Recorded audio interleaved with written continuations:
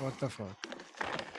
Hey, we are live on youtube.com/ Lores Wonderbread right now. This is Movies, a podcast about the act of cinema. And with me today, of course, you look even lighter now. You look so dainty is the word I would use, is dainty to describe my co-host Hans here. Yeah, 50 pounds is what I weigh now. It's my anorexic what life you know how there's those comedians like Bobby Kelly who only talks about like, oh, I'm on my seventh fat or whatever. That's like their joke. Mm-hmm. I'm like on my first skinny and just keep going down until I Hey, die. Hey. so when did you get on Ozempics? No, that's no, I got on diabetics. I got in if I eat sugar, I'll die diet. So That's a good diet, I hear. It yeah, seems to be working. It seems to be yeah, working yeah, like a yeah, charm. yeah. It's also that these are the I haven't bought any new shirts either. So it's like this is like 50 pounds less that I am right now than I was when I bought these shirts. So this is like 2x. So I just look like I don't know, like a 90s cancer person, you know, or it's just the same t-shirts from 2 years ago, but 50 pounds less. So yeah, That's wonderful. That's it one. doesn't It's help. very. You have a high metabolism, like the Flash, like Ezra Miller's The Flash. You can't eat enough Yeah. without losing weight. Uh, did you feel left out on the Mumkey Jones crossover podcast there, where you had to sit out? No, it's fine because I know there was a lot of throating happening in that episode, I'm sure. A lot of loving, right? I haven't listened to it, but Yes, we were talking about loving the interracial marriage movie starring Joel Edgerton and Ruth Negga. is that a So thing? I don't yeah, know. it's a thing. Of course, it's a Oh, thing. okay. I don't know. Yeah. No. So yeah, you know, the one guy who was on the panel who was like negative about the movie did not really speak that negatively about it. It was more like the CG's bad. And I do feel like we desperately needed your presence there to sort of even the scales a little bit.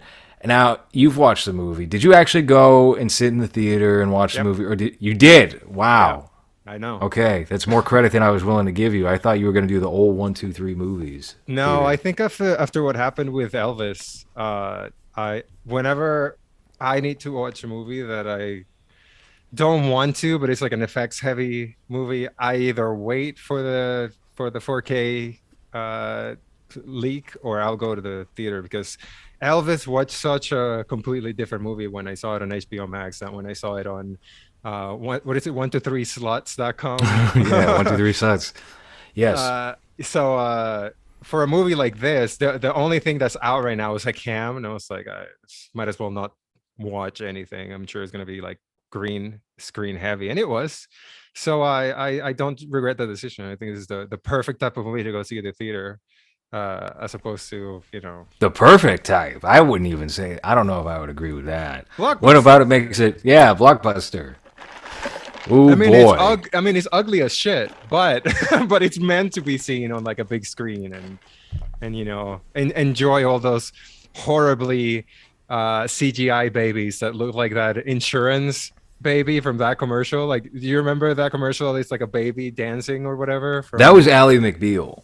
That Okay, was what was her name? Clarissa Flockhart Flockhart. back in the Yeah, late '90s. Robert Downey Jr. before he made his proper comeback was yeah, doing Ally McBeal. That baby was everywhere. They yeah, were so impressed with that baby. They thought, God damn, yeah, people think this is a real baby that's dancing right now. And they did. yeah. Andy Muschietti was like, I want that in my movie. It's Waited 25 25 years from now. years. Yeah, yeah, yeah. Oh, man. Yeah. All right. The Flash. We did a previous episode on The Flash. Hans was not present for this. And it was just a poor timing and short notice. But my feeling was that the Flash and the conversation about the Flash was not going to last very long, and I'm probably still right about that. Yeah. I This movie is on its second week at the theater, and it is hitting very cataclysmic numbers here. It had like an 87% drop. Now, typically, if you have like a big movie that opens, there will be like a 40% dip in the ticket numbers, but like something like, I think it was something like 87%. You may want to look this up, Hans. That kind of fall where they opened, I believe they were estimating originally a low 70 million. It came in at 55 million. And this week, I believe it made something like $8 million, $18 million, a very small amount for what this movie needs to be considered a success. 15 according to Box Office Mojo. Ooh. Yeah. Minus 72% from last weekend. Okay, 72%. That's a huge drop. Yeah. So according to this page, it says that in the States it's made 87 million, and internationally it's made 123 million. But the opening was 55 million. Yeah. Mm-hmm. Ugh. What do you think? What is the reason? Yeah. Is it the backlash to this guy? Do you really think people care that much? Where they're like, well, he's an abuser, so I'm not going to see The Flash, or is it just that since it's not Zack Snyder, the few people that would go see it for that reason didn't go? Or is it that nobody cares about this universe anymore and they should just restart everything? Or is it just that who cares about superhero movies anymore? No, it ain't that, because that animated Spider-Man movie did overperform. I think it's just, so here's the thing. When you're introducing, and for the most part, like, you have to assume that a lot of the people showing up at the theater will somehow just not have a whole lot of recognition of that character from the other movies he's appeared in as a supporting character. Something like Green Lantern also opened up and was expected to do very well back in 2011 or so, and completely flopped. And this is reminiscent of that, where you have a bankable star as the lead, although Ryan Reynolds was not the same Ryan Reynolds back then that he became with Deadpool, maybe about 5 or 6 years later.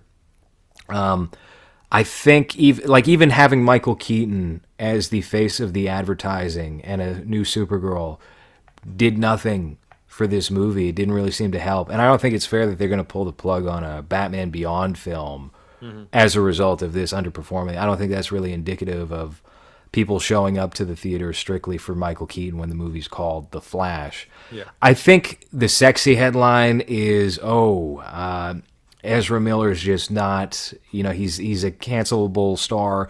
It was doomed from the beginning. The other one is Zack Snyder's fans turned out and said no thank you for The Flash. Yeah. Or that James Gunn's hard reset that is being planned right now and is going to take place in 2025 is the reason for this movie underperforming. Yeah. But if we do look at a trend of DC movies, Shazam 2 did not do well, and that is a big piece of shit film. I don't know why I watched that. That was on HBO Max. I was like, I kind of, I don't know, I'm kind of in a comic book mood, and that was 2023. So I was like, all right. And it was almost unwatchable. It was the worst DC anything I've seen released in recent memory. And then Black Adam also flopped, and that had The Rock, who feels like a pretty sturdy, reliable A-list star to have lead your film. Now you have this.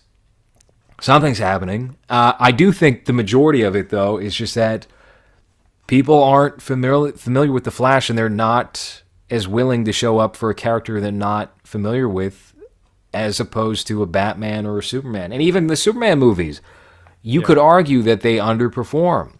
Superman Returns, I don't think that was a hit. Remember Superman Returns? Yeah, when he was a kid. Yeah, and then Man of Steel was a unique situation because there was that Dark Knight clout that was onto it. They even cribbed the name from the Dark, like, we don't have to put Superman in the title at all. Yeah. And Christopher Nolan was EP of that. I remember the trailer said producer Christopher Nolan presents or whatever. So he co-signed whatever Zack Snyder was doing with that character. Do you think he did, or he was just there for the paycheck? Do you think he was just like, sure. Yeah, I'm No, I don't think he's the type of director to do that. Okay. Maybe I'm wrong. We could take a look at his IMDb right now, and he might have produced like Jungle Book 2 or something. I don't know, but I don't get the vibe that he's about that. I think, no, he did watch the 2017 Justice League and was like, Zach, never watch that. It was like the Werner Herzog Grizzly Man audio where he's talking to the wife, like never, ever watch that film. So no, I think he was actually all in with Zach's vision. Yeah, he produced Batman vs Superman and Justice League and yeah, so he was no Man of Steel. Yeah, you're right. He also produced Transcendence, though. Have you seen Transcendence? That hold on a second, that's a little bit different because that was the first directed film his longtime DP worked on. So that is a matter of like friendship and giving someone a pat on the back for finishing their film and trying to give it a boost. Okay. I have not seen it, but I've heard terrible, terrible things. Yeah, I haven't seen it either, but exactly what you said. Yeah, I was looking at the Transformers movie. That one's made 122 million, so that's also not a huge hit. I mean, it is internationally 218, but yeah, that's another one that seems to have a 54% drop from last weekend. Which, by the way, if you've seen anything for that Transformers movie, I can't believe people are showing up to that. That one's pretty ridiculous. They don't have any story. Like they brought out the guy who's in The Heights, and he was in Spike Lee's television remake of She's Gotta Have It. Anthony Ramos. That's not a face who can sell a movie. I'm sorry. I'm sorry. He seems like he's a fine actor, I guess, but after you do Shia LaBeouf and Mark Wahlberg and Megan Fox, you bring out Anthony Ramos. Well, you also have a Dominic Fishback and Luna Lauren Velez, who's from Dexter. Remember the detective from Dexter? Okay, Which one? the lady, the There's a lot of captain. lady detectives. I Like think she Werda? was. Yeah, I think that she was LaGuardia. If I'm not. Yeah, What, they couldn't get Batista to lead this film? I guess not. My God. It also has Frank Mars and Toby Nguyen. Nguyen. No, it's Nigerian Okay. more than Filipino, I think. All right. Uh, Tyler Hall is a NYC police officer. Um, you got Sean Tucker as the security guard. He's got a very small cast of like four people. Everyone else after that has no names. Receptionist. Yeah. So, I mean, talking about, I don't think Bumblebee did well either, right? When that came out. Bumblebee, I'm not all that familiar with the Transformers franchise. I just know that the ones that Michael Bay directed or produced did pretty well. Oh, okay. They made 400 million. Never mind. Bumblebee, I remember, got like that was the one where the critics were like, "Hold on a second, this is actually art. This is a 92% on Rotten Tomatoes. This means something." This has John Cena. As a star. Did he do Bumblebee? Jesus Yeah. Christ. Yep, that was John Cena. Haven't seen it. I don't know how much he's in it, but he's in a couple of stills here with Bumblebee and Haley Steinfeld. Okay. So that's the stars. Well, what do you think is the reason the Flash underperformed? I don't know, because I actually liked it a lot more than I thought I would. I hate the Barry Allen character. I think it's incredibly obnoxious and annoying. And Well, you don't hate the character. You hate Ezra Miller's version of this character, yeah, right? yeah. What we've seen in Justice League in both of them, even though the Zack Snyder one, he's a little bit less annoying, but you have two of them here for like an hour of the movie, and a lot of it I was just kind of like I wanted the story to get going, like I feel like he spent a lot of time on that. Well, you're new, so I have to explain my powers to you, and then the when he transfers the powers to him, I was kind of like, well, you're the Flash, you didn't see that coming. That doesn't make much sense, but okay, I'll go with it. I'll go with that. But yeah, every time Ezra Miller interacted with Ezra Miller, it was a little grating at first until they had to on the moment when Michael Keaton shows up. I think the quality of the movie goes up a lot. I think he brings a lot of personality, even though he's very muted, like very toned down. But just his presence alone, I think, elevated the movie for the time that he was in it. And I don't know if it's because I like him, But whenever he was on screen, everything just felt like it was like a step above of what we've seen before that happened. I didn't really mind the Superman that we got. That I don't know what character that's supposed to be. Is it Supergirl or is it It's Kara Zor-El. Yeah, I'll be honest with you. I was expecting the worst with Supergirl, with the direction they took in terms of, all right, we're gonna get Latina, we're gonna cut her hair short. yeah. But she was, I thought she was good. I like her suit, like the Yeah, whole turtleneck thing, and the ass had like a little like the ass. You like the ass of the suit? yes, but also the ass had like a tribal pattern or something that I'm assuming is Kryptonian or whatever. It looked Hmm. cool. It looked like someone spent time on it. So that's cool, and I didn't mind her presence in it. A very My Chemical Romancey attitude that she had. But I think the character served the purpose that it needed to serve. And honestly, the 2.5 hours didn't feel like 2.5 hours. I think that the movie just kind of flies by, and then when it ends, you're kind of like, oh, okay, I guess that was 2.5 hours, but it doesn't really. I was expecting it to just be a slow slog. And even though, at times I just wanted them to move along with the story, but honestly, didn't hate it. I didn't think I was gonna like it as much as I did. Now I don't think it's perfect. I think there's a lot of Mm. issues with it. I think the CGI heavy really bothered me. There's a lot of times where it's just like that doesn't like that whole scene with the hospital doesn't look good. No, it And doesn't. But let's also. You've seen both of the It films that Andy Muschietti directed, right? Okay. And people scoffed at this when he did say, "Oh, the CG is supposed to look like that on purpose." This is true. This is true, but it's also bad. It's also yeah, just bad CG. If you go back and watch It or It Chapter 2 especially, there is a lot of Looney Tunes esque CG with like big bulging that does not look realistic. yeah, And I'll give Andy Muschietti credit here that it was off putting to me in It. In this movie, I now having that foresight to go, okay, this is what to expect from him when he's doing anything CG related. He knows that the CG is not going to look good mhm, by the time the year is up. So he's just like, fuck it.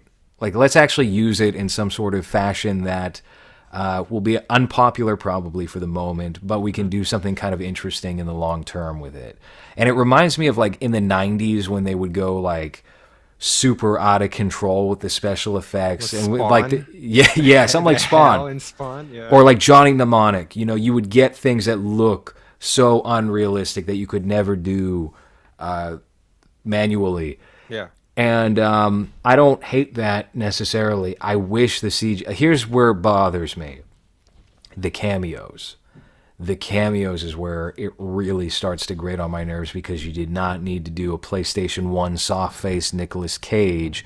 We yeah. could have just had 60-year-old Nicolas Cage in the suit. They say he showed up on the set. Nick Cage said something 2 years ago for like a Vanity Fair interview where he teased he was going to come back as Superman. I don't know if that's true. I mean, it's impossible to tell from what we got here if he was actually there and they de-aged his face to the point of fucking it up like Henry Cavill in Justice League Yeah. in 2017. So if I really I think there was a better, more tasteful way to do it with, especially with the dead actors. George Reeves looks good. Christopher Reeve looks fucking whack. Yeah. Helen Slater, who's alive, looks the worst, maybe. Adam West, you can just like see a smudge of him Yeah. basically, and that is Teddy Sears. I don't even care what Teddy Sears says. They used his image without paying him. That's really what that is. He said, "Oh, I didn't shoot that. That's not me. That is you. That's your Right. fucking face on that vintage flash." Maybe they fed it into like an AI and were like, real golden age Flash. Yeah. And who did it pull up? It pulled up the one guy who played that role, which was Teddy Sears on the CW show that starred Grant Gustin. What did you think about all that? I didn't mind it. I I like that he added the spider on the Nicolas Mm, Cage one, yeah, which is that famous Kevin Smith story with the producer of Wild Wild West, right? That he needed Superman to fight a spider. right. Uh, um, John I thought, Peters, I yeah, think. Yeah. my girlfriend was next to me. She was like, "What the fuck?" It's like, "Why is Nicolas Cage there?" And it was just like, "Well, there's this whole thing." I thought it was a cool nod after. I think after the CGI that you get with the babies, with the dog at the beginning, and then whenever they were inside of the bubble and everything that was surrounding them, it all kind of looked like that. Like it all, you can tell that it's not trying to make it look realistic, or if it's trying to make it look realistic, it kind of looks like a game. It kind of looks like a It does. PS4 game. And I think the tip off that they were leaning into the unrealistic CG was the fact that they had actors in the movie in that, what was it called, like the chrono bubble or something, where Yeah, Flash gets caught up in the Speed Force and he's looking around. You had the actress who plays Iris West, I believe her name is Kersey Clemens. You had the dude from Office Space who replaces Billy Crudup, who plays his father, who's Ron suddenly more Livingston. sluggish. Yeah, Ron Livingston. You had his mom. You had Henry Cavill's in there for some reason, and they Why did don't they, look realistic. why did they make the mom Spanish? Do you know? Because in her origin story, I think she lived in Spain or something like that. But here, she's like full on España, with the SS. So it's like that's weird. I never knew that Barry Bartholomew Allen is supposed to be half Spanish. And when she said Barry with that accent, it sounded very weird. And to me, it just like it's an odd choice for you to name your child something that you can barely pronounce. But I thought it was weird that they made her like full on, off the boat Spaniard, where according to the biography that I read 2 minutes before we started recording, said that she only lived there. So I don't know what that added, other than I guess getting a more racially ambiguous child to play Ezra Miller when they were little, who also looks either very Mexican or very Chinese. You Yeah, remember that? Yeah. So it's like, yeah. oh, I guess it's supposed to be So Ezra. there's a certain amount of like Jewish people that look like they're half Asian, and Ezra Miller's one of them. The other one is that girl from Once Upon a Time in Hollywood in Scream 5. I think her name is like Mikey Madsen. She gets burnt to death in both of those movies. So she looks Asian too, but she's not. I don't think. I think she's just Jewish. And Ezra Miller's the same case. I don't know. I just thought that was like Andy Muschietti doing like an indulgent Mm, flourishing because he's Spanish, I right. believe.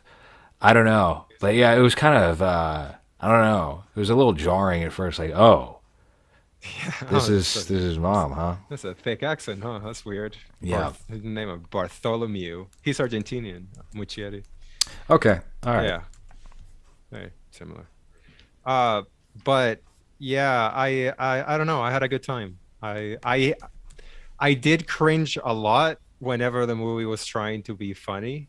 Mm. I don't think many of the jokes hit, and a lot of the time it wasn't just Barry Allen being unfunny, but it was just the situations that he was in that were supposed to be humorous didn't really work for me. So the whole sandwich thing, it's kind of like, all right, we understand the barista's kind of a slow Yeah, guy. that was also kind of the case. I won't even say that this is unique to this movie because I feel like in Zack Snyder's Justice League there was a lot that just wasn't working with that character and the humor as well, and it was grating.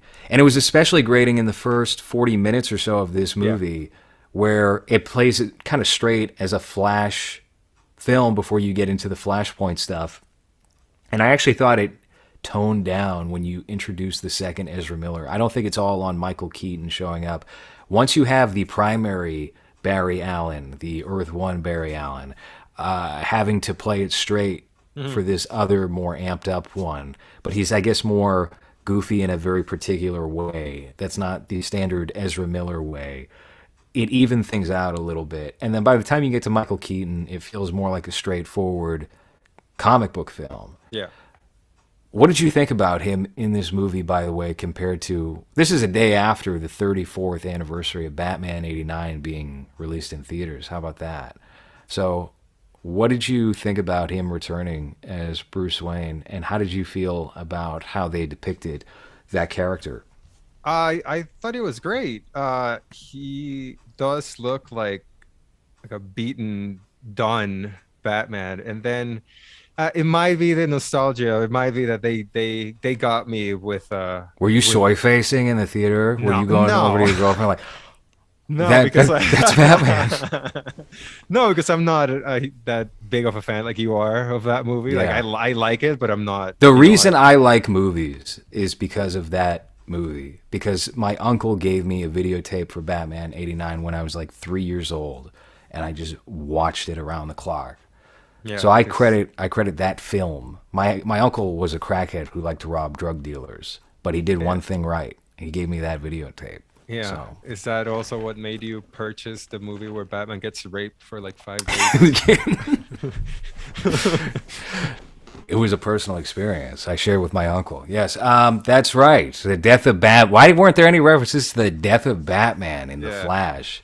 I would have fit with Ezra Miller and everything he's up to. I think. But I think he did a great job of playing that character that he was just done. Like he said, his city was safe now, so there's no reason The for most him to. effective Batman, apparently. Yeah. Everyone likes to say, "Oh, well, Batman doesn't want to kill." So, well, that Batman killed, and he killed a fuck ton, and it fixed Gotham City. Yeah. That's the big lesson. That's the big takeaway. There is maybe you got to kill sometimes. Maybe you got to kill people that get on your nerves. Yeah, it worked. It I works. didn't you don't really know because you got me with your post about the bat nipples on Twitter. Yeah. So I was like, oh no, they're not gonna actually do that. And then when he first shows up that has like shaggy long hair, it's like, did you just make George Clooney jump around, jump around? And then I couldn't remember if George Clooney's even older than Michael Keaton. I think they're probably pretty similar in age. Uh, He's a little bit younger. George Clooney, I think, is in his early 60s, and Michael Keaton's about 75. Okay. But yeah, I thought he added an extra layer of goodness to this. If that's what they use the reshoots for, I think it helped a lot. Because the moment when he shows up, I think is when I was starting to get kind of tired of the interactions between the two. The two uh bears. when they first get to his house, the young one says something like, "Oh no, what is this, hell?" And I was like, all right. I was like, okay, we don't need you to fucking comment on everything that's happening. It felt very Joss Whedon when it's like, oh, everything that's in the room or everything we see, I have to make a comment on it. And I was like, all right, fucking. And then he showed up and all Yeah. of that toned down. So maybe, yeah, maybe you're right. Maybe that's when I started enjoying it more. But yeah, I thought he was great as the older, uh, I'm done with life Batman, that I'm just gonna live in a house full of spider webs and no Alfred. Well, he's dead. Right. He's been dead. He's been dead for like 35 years Yeah. now. Well, yeah, 'cause old as shit. Yeah. Yeah, I think McGregor's disease came back for Alfred. That's a Batman and Robin reference. God damn, did they throw in a lot of lines from Batman '89 in this movie? That kind of got on my nerves a little bit. Did I only recognize the nuts one? Yeah, The that gets one nuts. stuck out the most because that doesn't really work as like a callback when it was just Michael Keaton improvising and Yeah. being bored with the character. And he But said he it to the like Joker too, right? In like a very tense yeah, scene where they're about to get because his girl. Yeah. yeah. So yeah, Joker was trying to get it in. He's trying to Yeah. get his meat moist, and Michael Keaton wasn't having it, so he smashed the vase. And he lost his mind for a second. No, that did not really work for me. He also pulled out a measuring tape, which I think he kind of did something similar in Batman '89 when he's going up with Kim Basinger with Vicky Vale. Yeah, when he Yeah, was gonna pull his dick out and he pulls a measuring tape first yeah, that's what to show we her. thought it was going to be a Louis C.K. No, Yeah. no, he's just a craftsman. I really liked this version of Michael Keaton's Batman. It seemed like he was more. I don't know. The way I would put it is he kind of felt more comfortable with the character in this. Maybe because other people have come and gone and played that role, and he had maybe a better understanding of what that is. But I think in the first movie, especially, he's kind of figuring out what he's supposed to be as Batman. By the time you get to Batman Returns, he's a little more Batman-y. And yeah, and also I'll say this too. when we saw like leaked set photos of him in the outfit, and it was clear like they softened up the abdomen and the neck, I thought, okay, this is gonna look really bad. And also, you could tell in some shots like that were in the trailer that there was clearly a stunt double in the outfit for some of the more physical moments of that film. But when I went to go see it, I thought, oh, well, they darkened. My biggest complaint was they don't know how to light this kind of suit. And that was clear in the trailer. But then I showed up for the movie and I was like, oh, they kind of fixed it. They darkened it. Somebody listened to me here. It looks all right. It doesn't look bad. And even when like you have, that's clearly not a 70-year-old man doing all sorts of fucking crazy moves that he couldn't even do when he was 39 or whenever he played Batman, 40 years old. I thought, all right, well, this actually looks better than I was expecting, and I can buy enough of it. Yeah. Fuck. I had a thought and I just got distracted by the chat. Sorry. But yeah, I lost it. What are you disappointed? Was Val Kilmer with his voice box with his Marlboro Man voice box? Well, I was hoping he was going to show up somehow. But yeah, the even when like you said, the action scenes, it didn't feel like it wasn't him, even though it was, because his movements was still very Batman 89 like. You know, they didn't make him overly agile. He still looks kind of short and kind of not very imposing. The what you were talking about, the trailer before, to me that suit, whenever the first trailer came out, it kind of looked like the Flash suit that he made out of the Batman suit, you know, very still, like he couldn't move at all and very chunky. But then when you actually see it on screen, yeah, it kind of just looked like it was the old suit from 89. And I like that little couple of seconds that they do with the parents picture, and then you see 5 different suits that he could use. That felt very that movie to me, and that was like a cool couple of seconds there. But I think they did a great job at us using them in that. If this was a trial for a Batman Beyond, where you're gonna have him as like the elder Batman, I think this works great to sell that idea, you know, because him playing the older, you know, I'm not that agile anymore, I'm not gonna be the one that like fights the strongest character, even though he kind of does here with that giant, but just as like a mentor to a younger Batman, I think it worked really well. And if that was what they were trying to do by doing this, then I would go see that. But yeah, like I said at the beginning, when he shows up, I think the movie goes up in quality, and every moment that he's on screen is kind of like, again, maybe because I'm sick of the modern ones and I kind of want to go back to the innocence of those movies before everything turned into Marvel. But yeah, I really liked him in this, and I'm glad that he was the one they chose to use as the multiverse Batman, I guess you can call it. Yeah, I mean, so this movie went through a couple of different versions before they landed on. I mean, it went through a couple of different versions while they were shooting it, and I think Zack Snyder had always intended this to be a reset point for whatever the second transition would be, whether that would be directly connected to his universe or maybe something else. But there was a reason why he cast Jeffrey Dean Morgan as Thomas Wayne in Batman v Superman, and the actress from The Walking Dead, whose name is escaping me, as Martha Wayne. And it was because we were going to go down the Flashpoint territory where the Flash links up with an alternate timeline Batman, and it's Batman's father. And he's driven mad or something because the robber, Joe Chill, kills Bruce instead of Thomas and Martha Wayne, which I think could have been interesting, but I definitely like the Michael Keaton Batman way more for that sort of role, and I think you get a lot of the same beats regardless. And for this movie, having Jeffrey Dean Morgan, like, this would have been a cataclysmic flop, I think, if you had Jeffrey Dean Morgan in there instead of Michael Keaton. Yeah. There's no question about it. And, you know, I was hoping for like more integration, because it really does feel like we have those aspects in the Nicolas Cage Superman, you see Christopher Reeve, you see all these like versions of these characters from the 20th century. I think they could have maybe integrated something along those lines a little bit better. I mean, why not just have Nick Cage as Superman in this movie as like a member of the Justice League? Mm-hmm. It would have fit. It would have fit with the Michael Keaton Batman very well. Now, that's not a complaint about Supergirl being it. I kind of like the whole Russia sequence and her being like it being an homage to the Red Sun storyline in the Elseworld comic book. But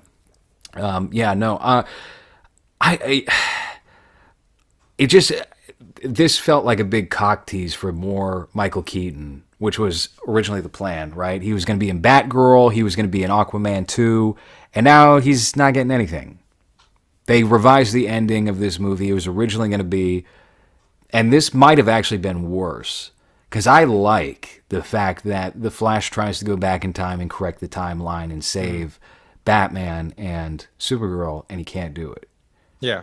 And he tries twice, can't do it. And then the other Barry splinters off and goes crazy and becomes Dark Flash. Is that what that was? Yeah, that was Dark Flash. Yeah. Because he can't save that world. And if you had brought them back, so the original ending was you get Michael Keaton's Batman and Supergirl meeting Barry at the courthouse at the very end of the movie. Mm-hmm. And I think that would have been... Here's the thing. It would have been good for Michael Keaton fans, but I think it would have cheapened the movie. I think it would have made it a worse movie.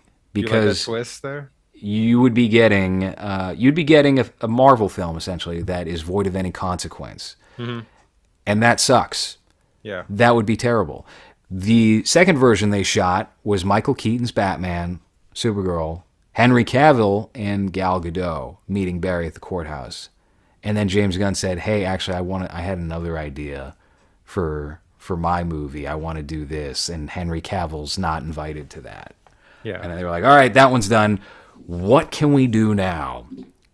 And I think they went with the funniest and maybe like best version of that for this movie. The funniest would have been Val Kilmer and just hey, hello, first of all, just getting out of his car. Val's either too fat or too cancery, depending on where you find him in life. It would have been funny to one person in the theater, and that would be you. Yeah. Everyone else would be like, "Who is that?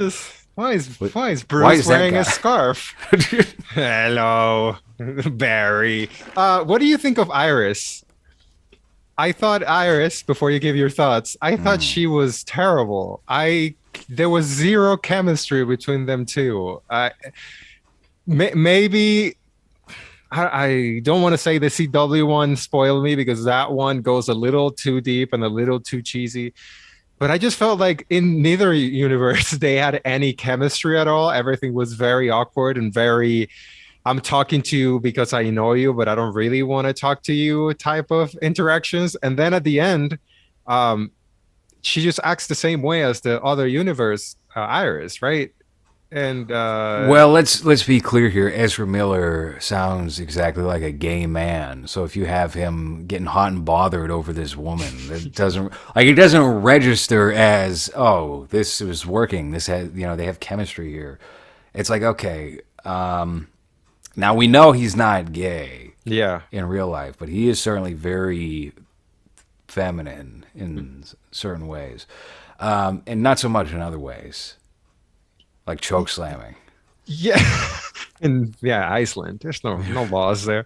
But yeah, I don't know. I thought that element of he likes her so much and he's liked her forever. Because I think they even bring it up. Yeah, when he's younger, he's going to go on a date with her, right? And he misses that date because they need to do the experiment, I guess you can call it, where he gets his powers. But yeah, at no point it felt like they had any chemistry or that he would actually be, even at the beginning, which is something that kind of bothered me too. When the dad is on the phone with him and he's about to go to jail forever, and he's like, yeah. Do you have a girlfriend yet? Or maybe you should be looking for a girlfriend. I was like, what is happening? You're about to go to jail forever and you're asking your loser kid to just go get some. You go. Yeah. It's get a girlfriend. That was kind of. kind of weird, and it felt like they were trying to convince the Oh, he audience probably that thinks he's gay too.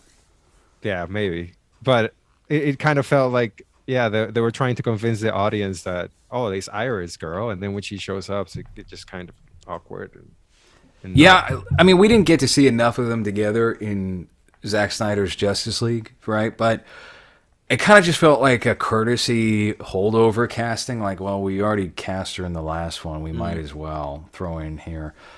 I don't think it really worked, and it wasn't of consequence. And she was kind of irrelevant to Yeah, the general story. You could have done without it just fine.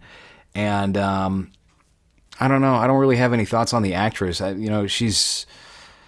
I've seen her in there was a movie called Dope that she was cast originally by the first or second director that was brought on, whose name is I think Rick Famuyiwa, and he was a decent director. You haven't seen much of his work come out in the years since he departed The Flash, it seems like, but allegedly they gave him the boot because he wanted to make the whole movie. He wanted to veer away from Flashpoint and make it a film about police brutality, with the which Flash. with the Flash. Ah, Which maybe you could do something. You could do something about criminal justice there, but I don't think that's what Warner Brothers was looking for with this movie.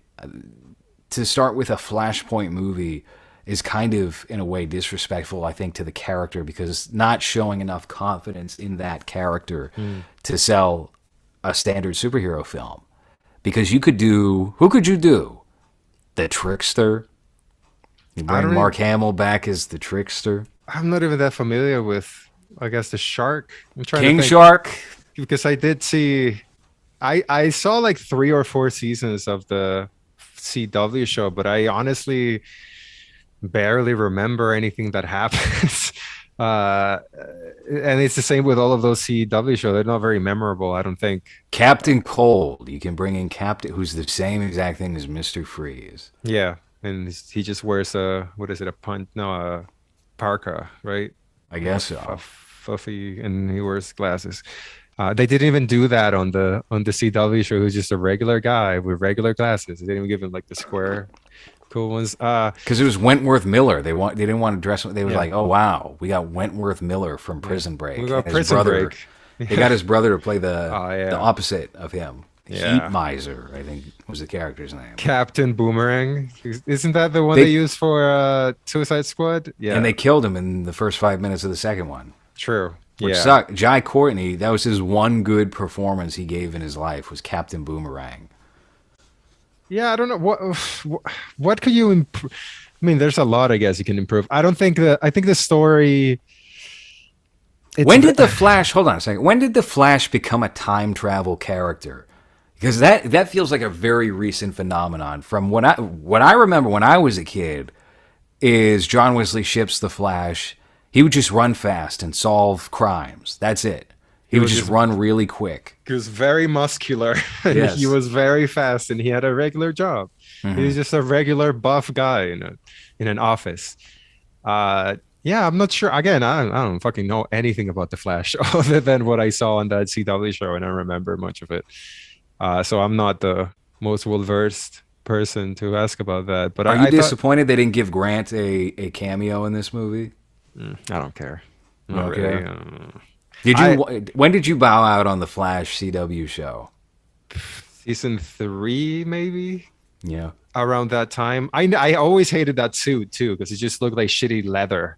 It's like, why does the Flash have a leather suit? That doesn't make any sense. You'd just be sweaty and heavy. Like that It was a doesn't. very Wish.com costume for the Flash. I quit that show around that same time. I finished seasons 1 and 2, and I thought those were both good, like Yeah. storyline wise and everything for a CW show, especially, and for like any comic book show. Those seasons were pretty solid. And then when they started like finding reasons to bring back certain characters who had been killed off in other fashions, I was like, all right, I see Well, where we're going with this. Yeah. didn't they also do the or make the Mexican character be like, oh, now he's really powerful, but he doesn't Yeah. understand his powers, but he can destroy the universe or whatever.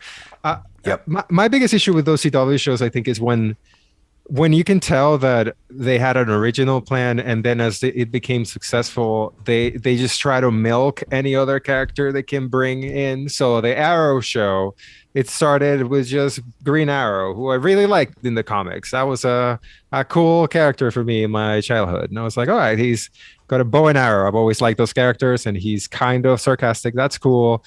But then it's like, oh, we now have Red Arrow and Yellow Arrow and Pink Arrow, and now this girl that shouts really hard, and now this other girl that might be one of my Arrow people, but she might not. It's just like, I don't care anymore. You know, it just Yeah. goes in too many directions. It's like, I'm here for the main character, and now same with the Flash. Oh, now it's Zoom, and now it's Reverse Flash. Now he's yellow. Now he's the other one. It's just like, they lose me, you know.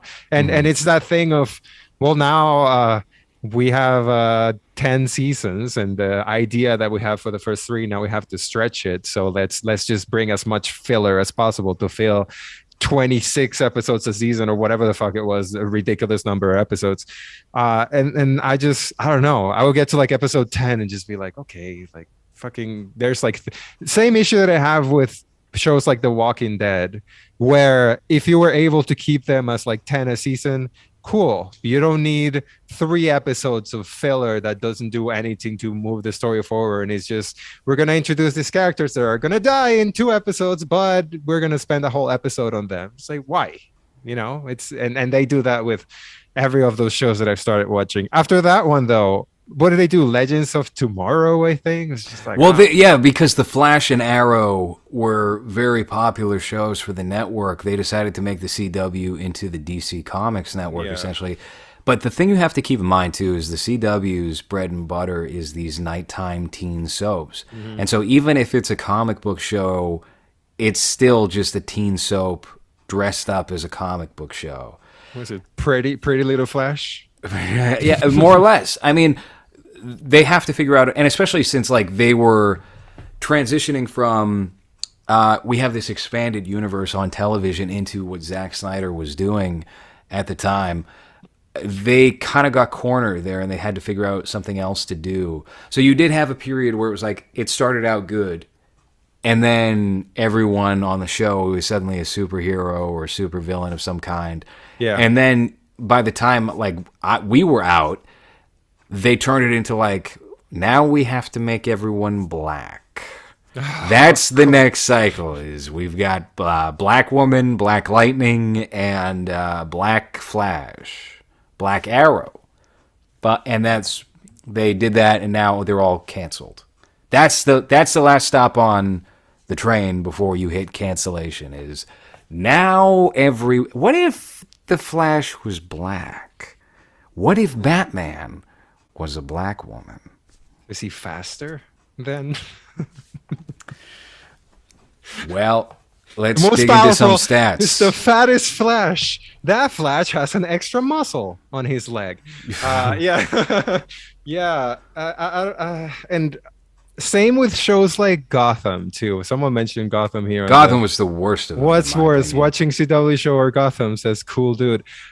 Gotham feels like what they tried to do with like Pennyworth show, where it's like, am I really, who gives a like, honestly, I don't care. Like, I want to see Batman, if that, you know, give me the Robins, you know, give me a show with the 5-6 Damn, Robins, now you're thinking you should work for CW, the Robins. Yeah. And they're all black.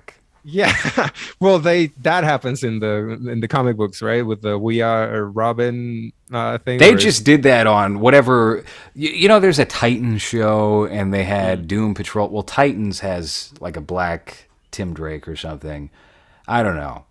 Yeah. Listen, I'm not against race swapping, but I'm not for it's cooler when Billy D. It's cooler if it's Billy D. Williams and not some light skinned young Cyborg man from East LA.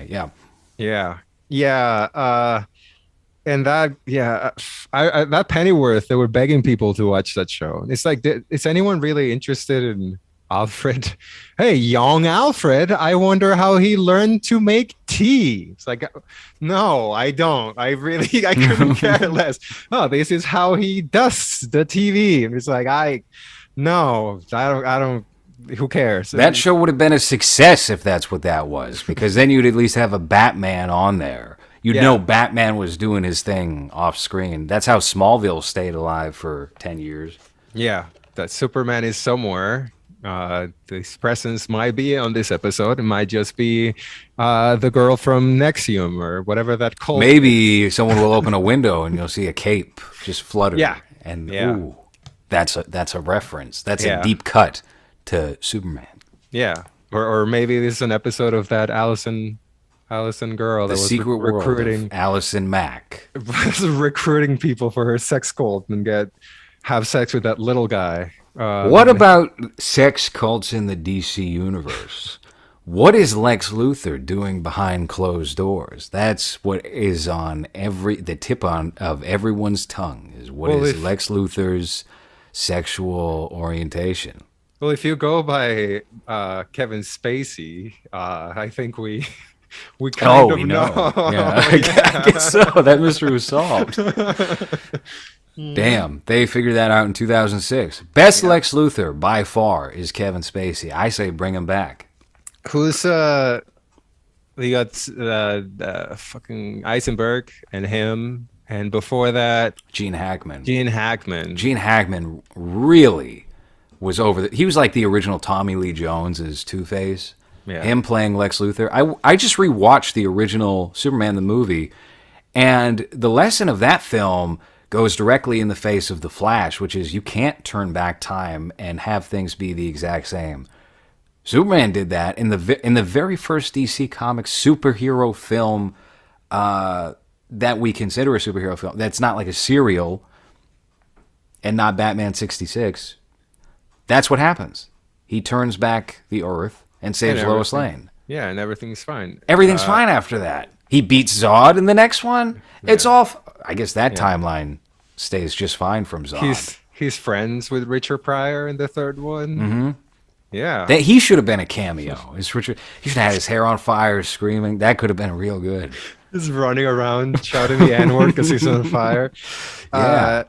I also liked a lot more what they did with Keaton than Michael Shannon. Just really looked like he couldn't have given two shits on his performance here. It's just his face too, I'm sure, right? But he just kind of looked bored. He wasn't as menacing as he was on Man of Steel. He was just kind of like, yeah, we're looking for Kryptonian baby. Looking for that paycheck for showing up today. And we're here, and you're the baby.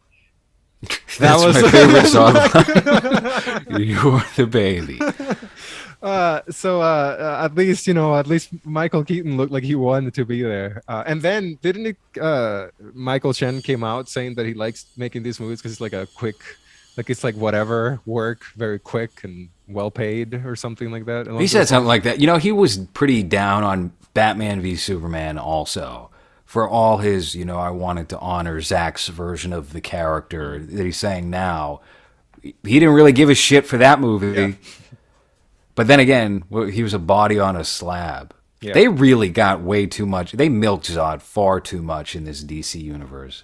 We'll never see any character for Superman from his rogues gallery, aside from Lex and I guess Zod. So does this die here? This universe? Is it after this movie? Is it just nothing? Like now we're just waiting for the James Gunn universe now? Or I'm not waiting for that. No, but what I mean is like there's no other DC movies other than I guess Joker, which is not really connected to this. What? No. There's the Batman. They still got Aquaman too.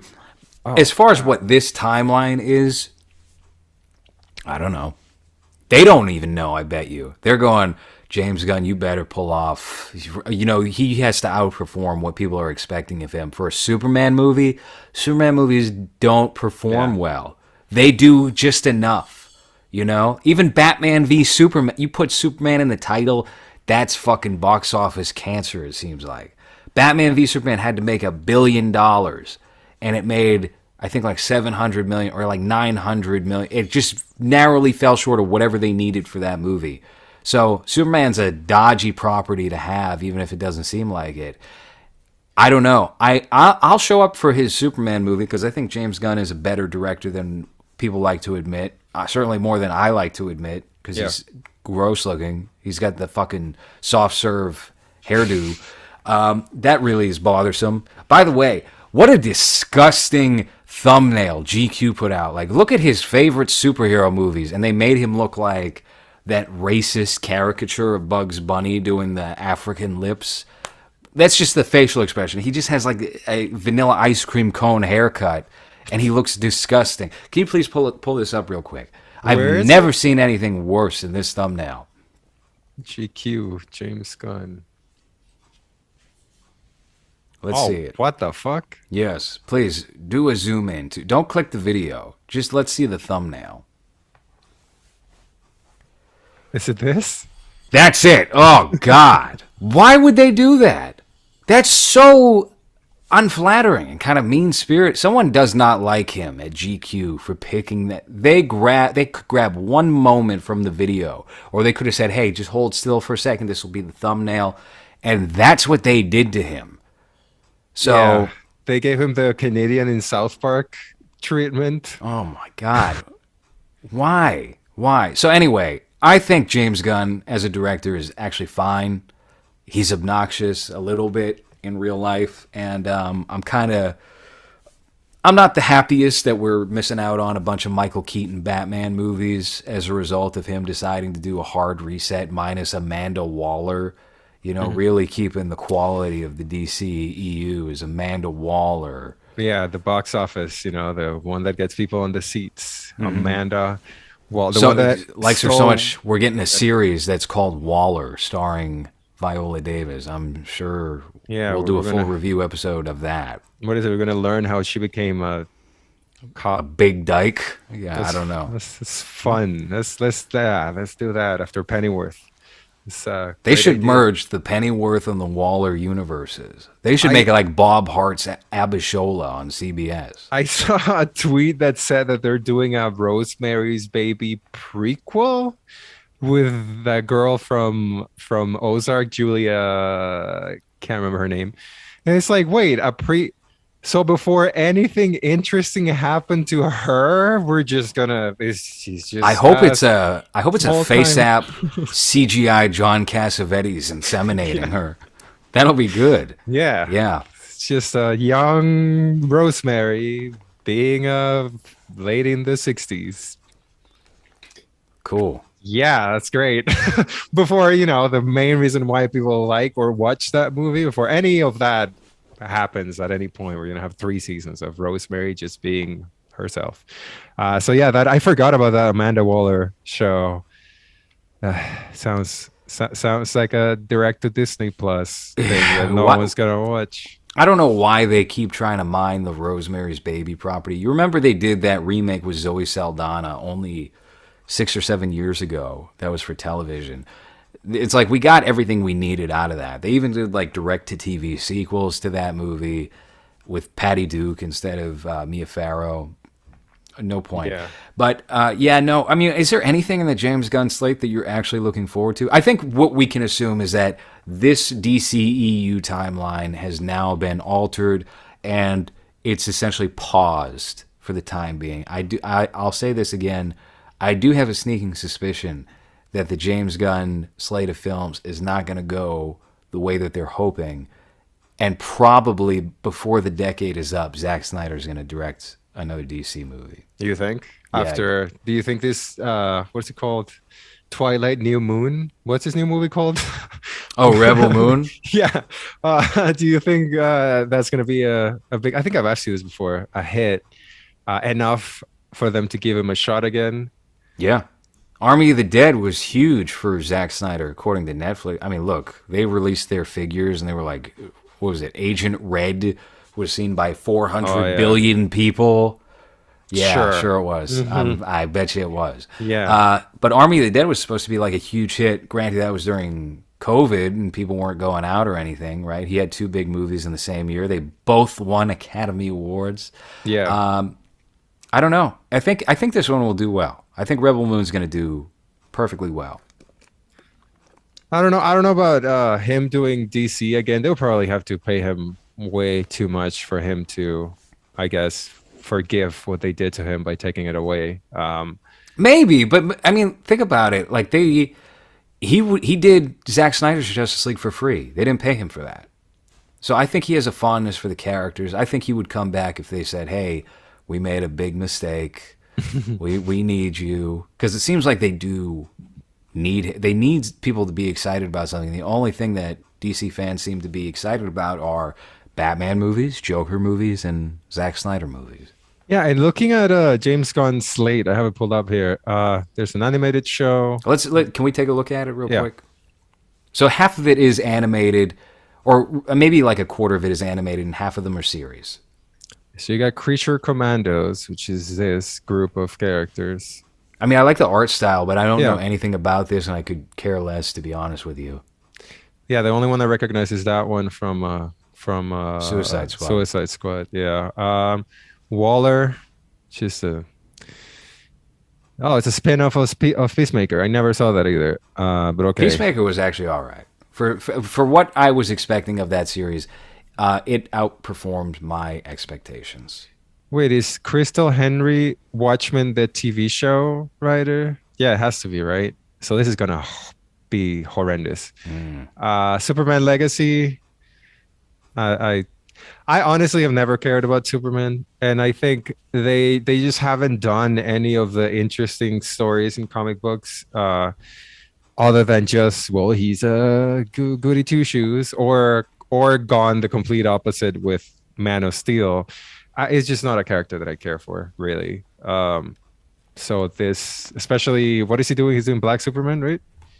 No, that's out. They were going to Okay. do that, and I think Ta-Nehisi Coates or whoever was helming that got the plug pulled on them. J.J. Abrams and Ta-Nehisi Coates were going to do it. It's not happening anymore. Okay. Lanterns. That's a TV series. Has been okay. A new take on the Space Cops. The vein of True Detective with Green Lantern. Yeah, I'm sure it will be. I'm sure it'll get everyone's itch for Can that you True remind- Detective season 1 feeling that they've Yeah, been longing for. Can you remind everyone what the villain of True Detective one? What did he do? What was his crime? I think his crime was spreading the color yellow. Yeah. you Yeah. know? The Okay, Yellow so King. Haha. that- That's how it's like. Yep. Yeah, that's not all It the, works. abduction and other stuff that I can't say here because we'll get demonetized. The Authority, a movie based on a team of superheroes with rather extreme methods of protection. Is this Captain Planet? Extreme methods of protecting the planet? Don't care. Really, I don't know. This might be cool just because it's like it feels like an obscure. Don't care. Paradise Lost, HBO Max series, a Game of Thrones style drama. All female island, Wonder Woman's. Yeah, don't care. Brave and the Bold, introduction of DCU Batman, Bruce Wayne, favorite.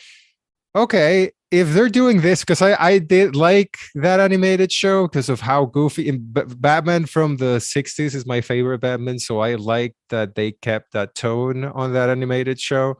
I didn't see the whole thing, but a couple of episodes that I saw I really enjoyed. So if they're doing a live action with that tone of it, I'm for it. I'm for it for wholesome Batman and his friends. The Batman sequel, the more I think about that movie, the more I don't like it. So I'm really not excited about what they're or care much about what they're going to do with this character. Booster Gold, don't care. Honestly, another character, I don't care. Supergirl, Woman of Tomorrow, great, don't care. Swamp Thing would be cool. I didn't see Swamp the show. Thing's the one thing that I think a lot of people are like, all right, well, this whole slate seems whatever, but Swamp Thing seems like maybe it could work. Yeah. Is that it? That's it. Yeah. I mean, look, that's a lot. That's a lot for what the next decade is supposed to be. Do you have any thoughts on Booster Gold as a character? No, don't. I wasn't very familiar with him until I saw a couple episodes of the Batman the Brave and the Bold animated where he was in it. And it's just like a. How was that show, by the way? It's good. I like it. It's very tonally. It's very tonally 1960s Batman, where it's just what's the Drew Carey guy? Drew Carey show. Diedrich Bader. Yeah, he plays Batman, and it's like a goofier, campier Batman in Friends. Like I believe he brings like another character in every episode, and they do things. So I liked it. But again, my favorite Batman is the goofy 60s Batman. So maybe that's why. Do you know if this is a live action? This Yeah, it Brave and the is. Bold? The Brave and the Bold is going to be live action, directed by Andy Muschietti. Yeah, that could be cool. That I'm down for. Everything else, I'm not down for it. I hate the character of Damian Wayne. I hate the idea of a Robin that happens to be Batman got raped and here's his son. He got raped and here's his. I hate that. he's very cocky and very good at everything. Yeah. I don't know. I'm also good with just not having Robin in any movie. Well, they haven't done it, and I don't think it's necessary for like a good Batman movie. Are you trying to erase Chris O'Donnell's two efforts in the suit? Yeah, 1000%. What about John Blake?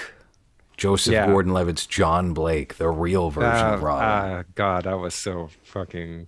I remember going loudly, "What?" in the theater when when the lady says, "Oh, Robin."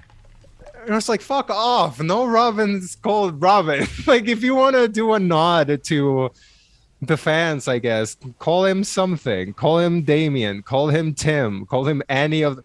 No, hey, Robin.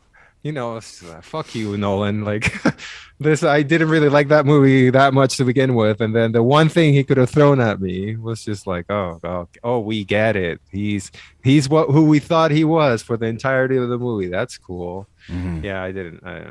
As much as I liked Joseph Gordon-Levitt at the time, I don't even know what he's up to now. But at the time, he was doing what Don John and this and Ooh. and Don John. Wow. yeah, they were trying to make him into like a leading man star, and he's fine. Again, this was what fucking 15 years ago, 10 years ago, right?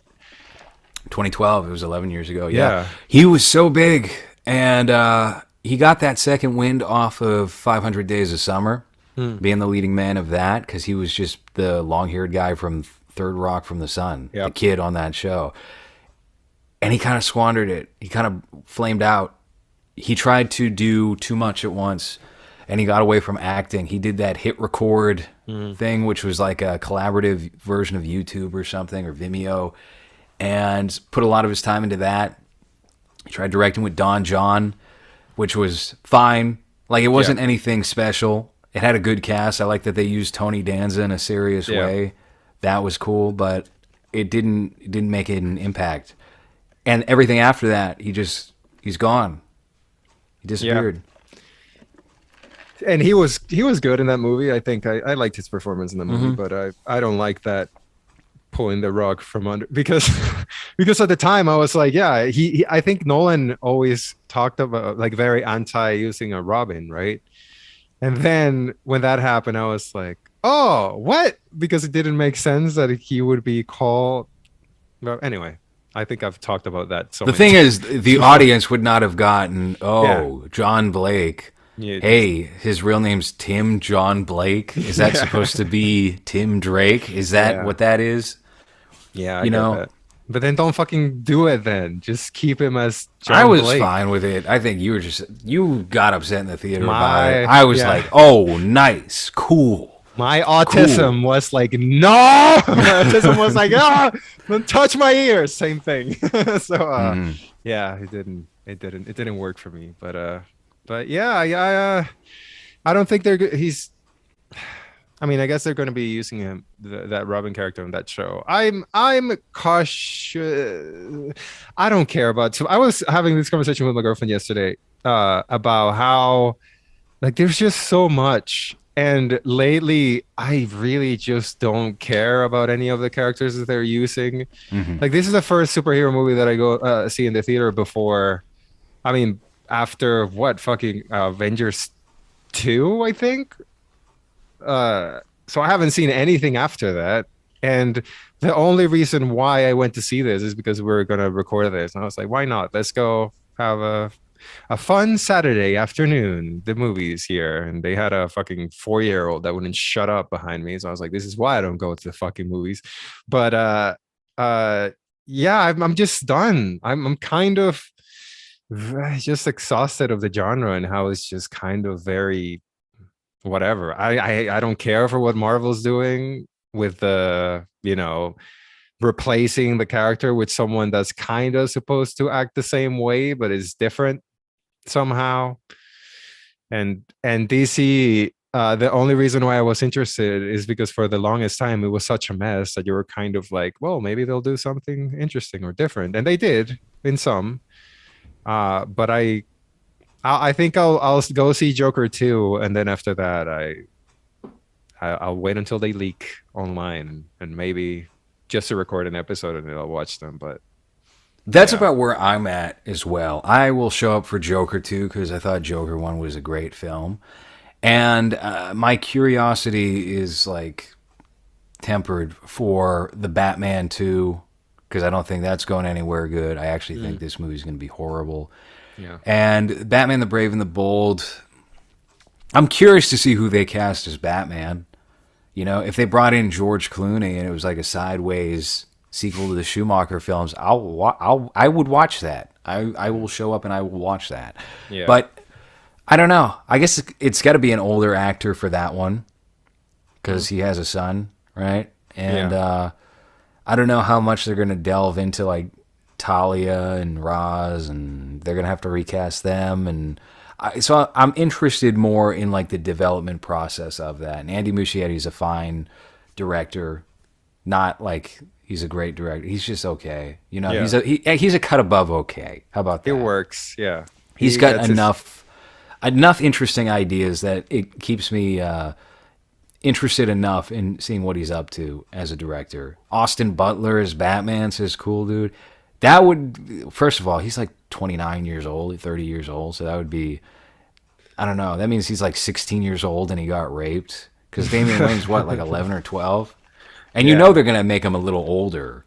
They couldn't do, because they know. And that's also probably why they're doing Damian Wayne. Because if you introduce a guy who has a teenage boy and he's a single guy, even Joel Schumacher knew this, you know? And that's why Chris O'Donnell was cast when he was like 30 years old. Yeah. You know? If it looks a certain way, that's just going to, it's a weird perception when it's real people. Burt Ward, the original Robin who had to take fucking chemical castration pills, was still like 27 years old. Yeah. Yeah. It looks weird. If you cast a child, it looks weird. Yeah, because had to become a castrato to play Robin. How sad. What a sad. I mean, it's not even that long ago. Well, what, 60 years ago, I guess. 1966. Yeah, but that's so sad. Castrato so that he could say fucking Holy Yeah. Batman. holy bat riddle, Batman. Holy bat shit. Holy bat balls. They're shriveling up. They're disappearing into my body, Batman. And now he sounds the exact same, but he's 95 years old. He hasn't changed. He hasn't Yeah. changed at all. You can't grow But him he back, did. right? No, but he did pump out enough seed to get 3 daughters, but maybe they're not his daughters. So, Yeah. yeah. Anyway, The Flash. What? All right, so we got to get back to The Flash. Wrap up The Flash. Ben Affleck was great. I think he was really good in this. He seemed to care. Dare I say the 5 minutes he was on screen? I at first I thought he was CG because when he's in that motorcycle, it looks not great. Now I was like, oh, I guess Affleck didn't want to go. No, he didn't want. That was his least favorite thing is getting in that suit. So I think they were like, you only have to wear it once, and Okay. it's for the standing scenes. Okay. Then yeah, I liked his little interaction that he had with Flash in this, and as much as people shit on him as Bruce Wayne, I think that his performance was always like one of my favorite parts from those movies. I always thought he played like a very good beaten down Batman, out and out. And in here, yeah, I enjoyed his presence for the 5 minutes that was, or what, two scenes I think he's in. Yeah, he's in two scenes. Yeah. So that was someone that we haven't mentioned yet of that extended universe that they used here, and I thought he worked really well in this for the very limited time he was on screen. Yeah, I hated him. I thought he was the worst part of this fucking movie, to be honest with you. I Okay. was like, this is not the same Batman as the other movies here. He sucks. I thought he was good when he was 100 pounds lighter in the scene where he's out of the suit. He had that big, muscular, bulky suit, and then all of a Yeah. sudden, when you see him out, and he looks gaunt. He looks like J Lo's deprived him of energy or food for several weeks at least. No, I thought his version of Batman here. First of all, I thought that suit was fucking horrible. That Yeah. action figure suit that they The threw the on him. blue. I don't even like the Flash's suit in this movie. I thought it was a downgrade from Oh that Power yeah. Ranger outfit that they gave him in Zack Snyder's Justice League. Yeah, the neon light suit was kind of, and also And I he's saw I saw the set photos where him and Ben are both in their suits, and it looks fine without the CG light. It looks kind of like the original John Wesley Shipp Flash outfit.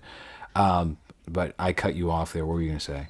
no that the I guess that because I guess I was used to the Grant Gustin one who's just this muscular, right?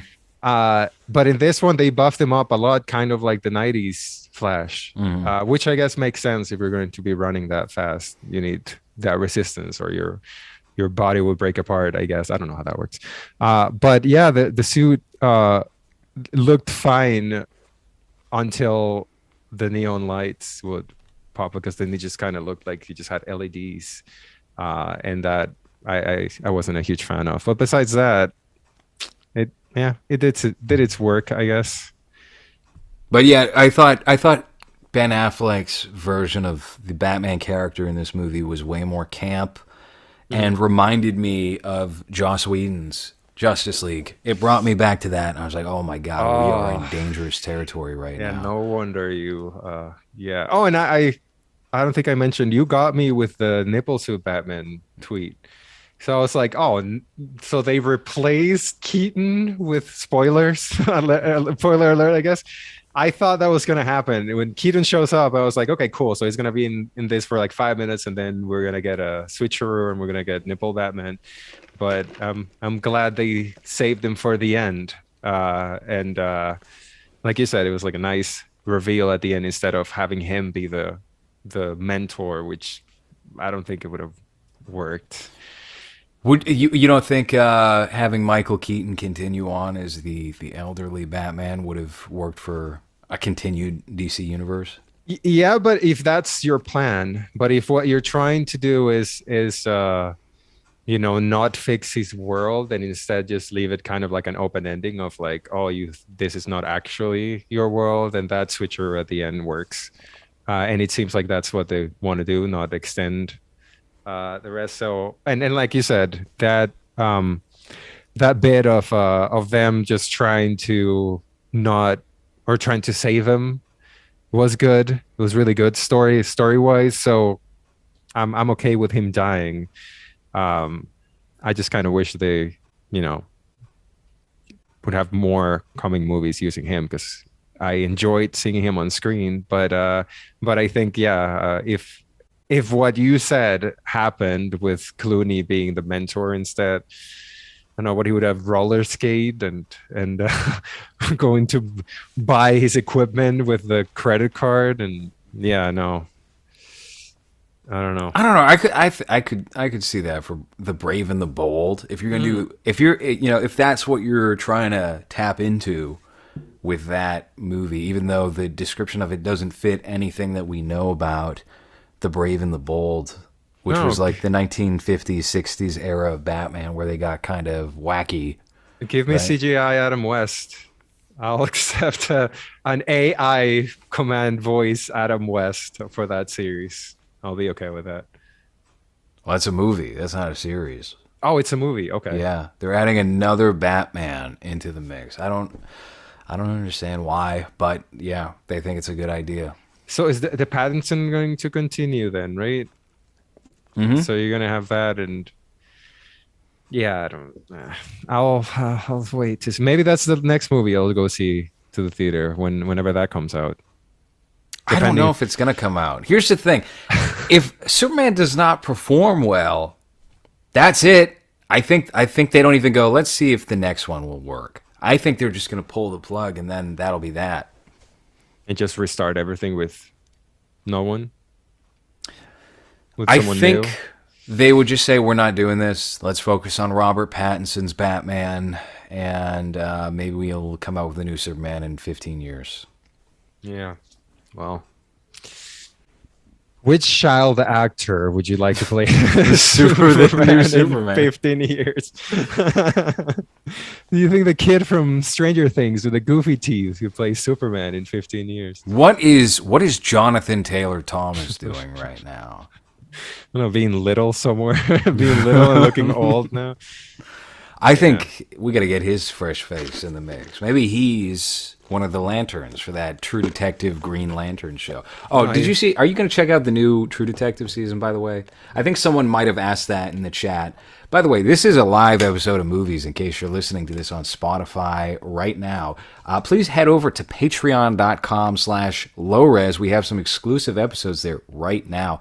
And Hans, you did not record a single solo show, even Nope. though I announced that like 2 weeks ago. I said, hey, Hans is going to take the reins and he's going to do a couple of episodes on his own.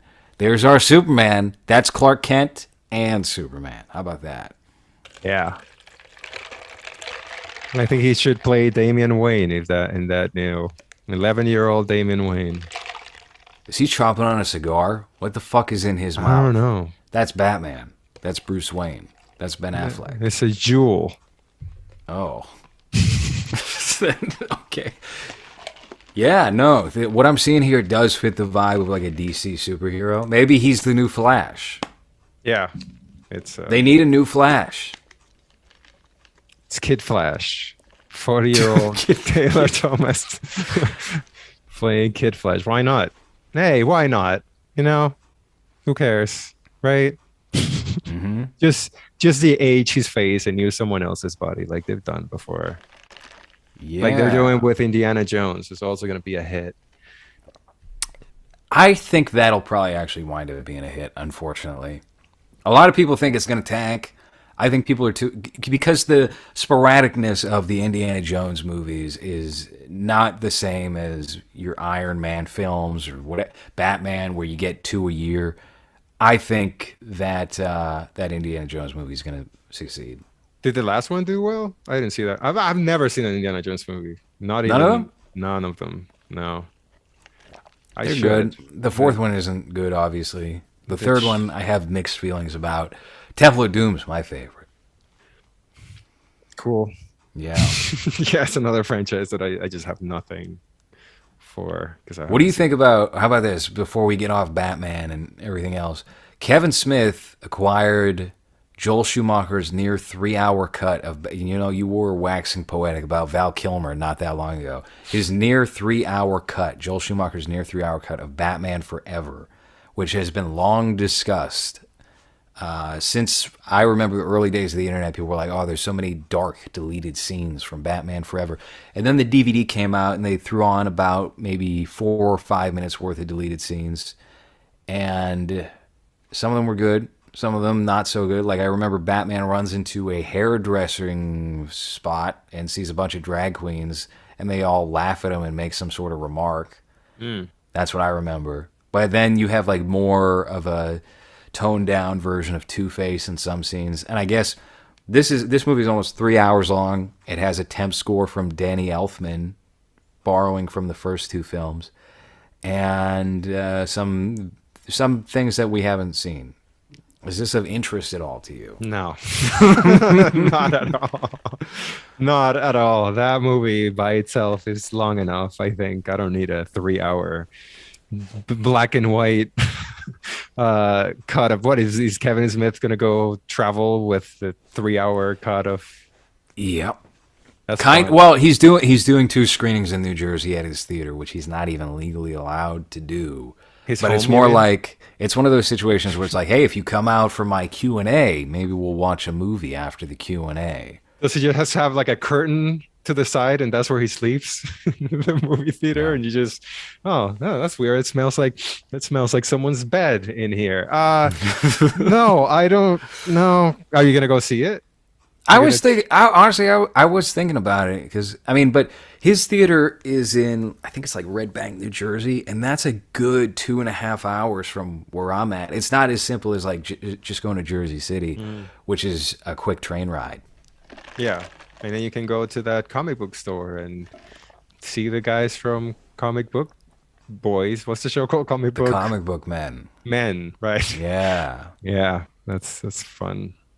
I don't know. I'm interested to see what Kevin Smith does next with his life since he's apparently he quit weed. He's taking himself a little more seriously. I don't know. I think he could make something interesting. Yeah, do you think he's gonna do what's his movie called? Red Scare? No, what's his movie called? Red Dead Redemption. Yeah, Red State. Red State 2, because that movie did not age well. I don't know if you've seen it recently. I think at the time, just because it was such a different movie compared to everything else he's done, people gave him like an easier pass. It doesn't hold up. I don't know if you feel like I think I rewatching watched that, it in 2021 or 2020. I might have watched it. And I thought but it's I like some of this, and a lot of it is a little feels yeah. out of date. You watched it recently?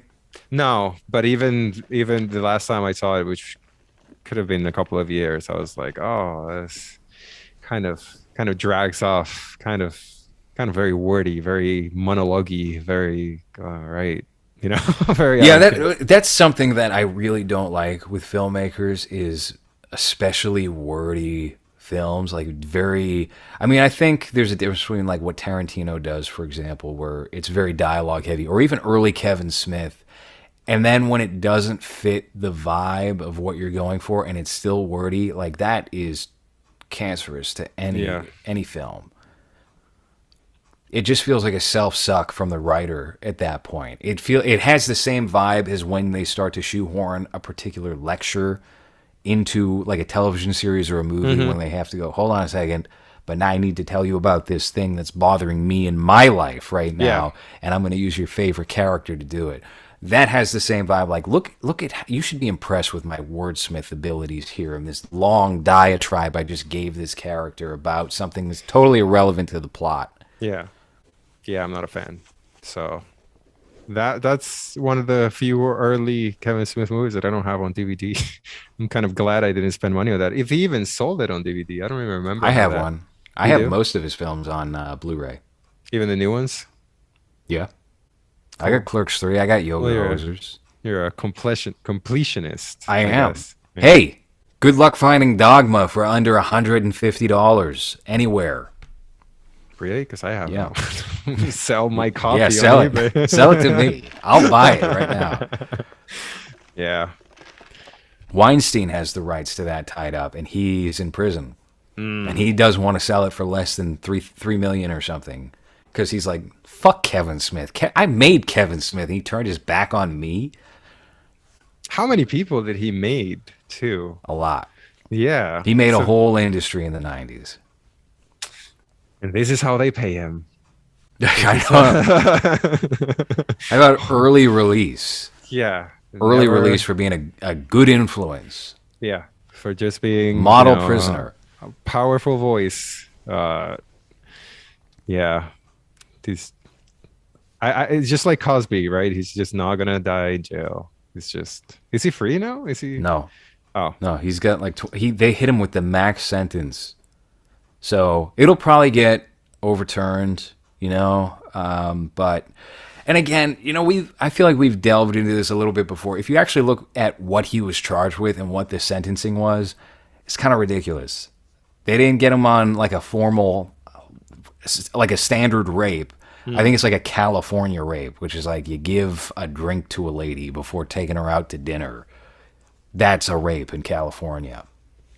Yeah, I'm not very familiar with the case. I just know Uh, that but you are familiar with rape. I just no, no. I just I just know that he made so many, and if you just Google his name, you can put any star from the 90s next to his name on Google and you'll find a picture of them lovingly embracing, you Yep. know. So he made the career of many people, and yeah, not justifying, but you know, it's just, I guess that's how they pay you. Yeah. That's how they repay you. I think what you're saying is remember where you came from. To many, then maybe people would be showing up to J Law's new comedy if she had stuck by Weinstein. Yeah. Yeah, maybe. Yeah, Is that doing well? I don't even know what you're talking about. Jennifer Lawrence has a new comedy that's out, and it's supposed to be a dirty R-rated comedy, and it just looks fucking shit. It looks, Oh, is that it no sucks. no hard feelings? Yeah. She's held up well, though, I think, visually. She looks all right. Director Gene Stupnitsky. What does that sound familiar? Gene. Stupnitsky. Oh, Bad Teacher, Year One. Horrible comedies. Wait, he directed? I thought Year One was Ivan Reitman. He wrote Year One. That's even worse. He wrote 15 episodes of The Office. Year One, Bad Teacher. By the way, did you ever watch The Office, the USA Office? You did? Yeah, when it came out, when it was on the air, I watched it. Yeah. For the whole run? No, I think I finished it later, because it was that time when I couldn't get those channels here, so I would just download the episodes when they would come out. But I would just download the whole season as bulk and just watch that when it was let's say 2007 ish, around that time. But then I finished it later because I kind of drift off just like with every other show. I didn't watch any of it outside of the first season, where Okay. they did 6 episodes and they were trying way too hard to ape the Ricky Gervais one. But I'll tell you what, one of my recent YouTube rabbit holes was compilations of Office moments. And I watched like the James Spader compilation where he was the boss for one season, I guess. Yeah. Because they were like, oh, fuck, what do we do without Steve Carell? Yeah. And then eventually, I guess they decided to give it to Ed Helms. Will Ferrell, I think, also is in it for Will Ferrell. So I remember because they brought Ricky Gervais back as David Brent for 1 or 2 episodes. And I tuned in just for those. And it was like a season finale where they had Will Ferrell had been on for a couple of episodes and was like a misdirect boss. But then they also brought out Jim Carrey and a bunch of other people. And they landed on James Spader being the guy for a season. And I just watched his compilation reel. I was like, this is all right. Yeah, This is it's fine. not. It's fine. I think, But it's fine now, is my point. It's like things aren't funny. That Jennifer Lawrence comedy, that's the number one movie in America, if I'm to believe my chat is being earnest. yeah. 'Cause I'm sure it's not. It's funnier than that. well, he also created a Jury Duty show. Have you heard of Jury Duty? Where it's like Joe Schmo, but it's like Jury Monkey Duty. Jones suggested that show to me. Okay. I haven't So watched it. So this Gene Stupnitsky guy is a creator on that show, which is just Joe Schmo, but doing Jury Duty. I think The Office suffers from that thing that happens with shows that are very popular in social media, where people just ruin it, where they just overpost as like the most amazing, funniest thing ever in the world has ever existed, and then you watch it and you're like, okay, like I like the characters and there's funny, like it's a funny show, but it's that over exaggerated reaction that people have online where it just kind of takes away from the show, even if you don't want it to when you watch it, because I guess it's like over, just like every other movie that's oversold like that, and you see it and you're like, it's fine, but you know, that show in Latin America is huge. I know that for a fact. All of my one of the last jobs that I had, people would just quote it, and I'll just be like, just shut the fuck up. That show, that show's from so long ago. How are you still? Hey, I got my world's best boss cup. It's 2020. It's just like, can you fucking get a personality? So that's I guess why it's seen it like that. But I've watched a couple of episodes on HBO Max when I had access, because they took the access away from me. The app updated and now it's Max. The problem with Max is that it's not open to Latin America at all. So my app updated to block me from having access to HBO Max. And when I contacted the company, they were like, "Oh yeah, you should get in contact with your internet provider and ask them to give you the earliest version of the app, which will work for you." And it's like, no, you fix it. They didn't fix shit. Even when I said I'm going to cancel my yearly subscription, they were like, "Okay, but we're not going to give you a refund because of this and this and this." It's like, you just fucking got me. You fucked me, HBO Max. Thank you. Now I can't watch my favorite show, The Office. Yeah, I don't even think I'm going to watch the rest of the... I think I'm good with just keeping it as like the compilation reels every so often, because I can tell that that show succumbs to the same fate that it seems like every comedy show succumbs to, which is you start out with like the premise being you've got one guy who's over the top and everyone else is normal but a little quirky or whatever, but it's not too much. Yeah. And then gradually that flips. And everyone's crazy. Yeah. And I hate that. I despise that. I think that's the death of comedy. Well, that's when you keep shows going longer than they're supposed to, right? Then you just can't figure out a way to extend it without doing what you've already done, especially when you have so many episodes a season. I believe this had more than 10 a season. So you need a group of very talented writers to pull that off for a long time. I don't know any show that has been able to do that lasting longer than 5 seasons or 4 seasons, you know? Did you know that, and maybe I'm wrong about this, but I read a lengthy interview with Taylor Sheridan recently for some publication where he was talking about his feud with Kevin Costner on the set of Yellowstone, and how people were saying he has a god complex and everything, and he would give these very wordy, like novel writer answers that I didn't like how they were phrased. I was fine with the content of them, but I just hated how he said them, like a character, you know. And one of the things that I guess the Writers Guild is striking over, one of their things they want added into the terms of agreement for any contract is that every single show will have a set amount of writers. Okay.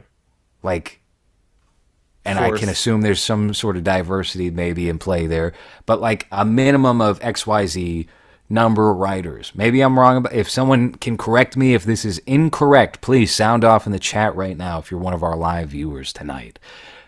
But that seems like a really terrible idea. Yeah. That's, you know, a lot of what the Writers Guild and what I've seen on Twitter, like the people who are in favor of this, don't really seem like art-minded people. They're hacks. They're absolute hacks that work on garbage. They work on things like, is it cake? And it's a show about a contest where you stand 20 feet away from the cake, and then you have to figure out, is it cake or is this a phone? You don't need... That's my favorite show. I watch every season of that show. You don't need 10 people to write this show. You know, you don't need a writing room for, hey, this show is about how you have to replicate a perfect cake from an actual chef, but you just cook for your children at home. So now the contest is, look at this fucked up cake, and the cake that's less fucked up is the one that wins. Why do you need a writer's room for that? And I feel like a lot of those writers that are in this what did I forget the fucking strike. It's just a lot of people that work on things like that. Richard, do you really need 8 of them for this? No. So fuck them, all of them. I hope they don't get shit. I hope they don't get anything. I'm not against like the idea of the Writers Guild in theory. I think a lot of what they do is probably good for screenwriters and for television writers, but that seems, again, you're putting like that as a job before that as an art form. And granted, like television as an art form is sort of a recent phenomenon. for the longest period of time, maybe that would have made sense if there were still only 3 networks and it was like, I guess, shows like that. Or maybe if it was Perfect Strangers or My Two Dads or something like that. If you have an ongoing series of that form, then maybe that makes sense. But that's not the popular form of television right now. The popular form of television are these very focus-driven narratives that are feature-like. Like Yellowstone's the number 1 show on television. I guess Taylor Sheridan writes every single episode himself because he didn't like what his writer's room was doing. He brought in, what was his name, Terrence Winter, who worked on Sopranos, and he worked with Scorsese on a couple of different movies, to be the showrunner. I think of Tulsa King or Yellowstone, one of those shows of his that has taken off. And he didn't like what was happening in the writer's room and said, you know what, I'm just going to write every single episode of this series myself. And I'm going to pay myself for it. He has a very interesting thing here where it's like, yeah, we have to rent out a farm this season. We have to rent out a ranch this season for Yellowstone. And it's going to cost like $200 million. And luckily we have my ranch. So we'll just pay me the $200 million. We'll use my ranch and my horses. And it's like, and they go along with it. And why shouldn't they go along with it? You know, It works. Yeah. Yeah. It's wow. I can't believe that show is the most popular show in the States. It won't be in a year. They're ending it because Kevin Costner decided, I'm sick of this. I'm my own boss. I'm going to go shoot 4 Western movies I wrote, directed, and starred in back to back to back to back. And that's what he's doing. How do you think that's going to go? Terrible. I think it's going to be a big mistake. Kevin Costner is going to, but he seems like the kind of guy who's like too up his own ass to realize his own mistakes, especially probably this late in his career. And maybe why should he care either way? Is that Horizon, an American saga? Yes. Chronicles a multifaceted 15-year span of pre and post. So he's gonna be old and then older, because he's I not like guess he's so. gonna be young. He got he's got a good cast. Who's in it? Michael Rooker, Thomas Hayden Church, Giovanni Ribisi, Will Patton, Sam Worthington. This is okay, but this is a good cast of like supporting characters in Yeah. movies from 20 years ago. Yep, I was gonna say like the Jeff Fahey, Luke Wilson. It's a Jeff lot of Fahey is in this. Danny Houston.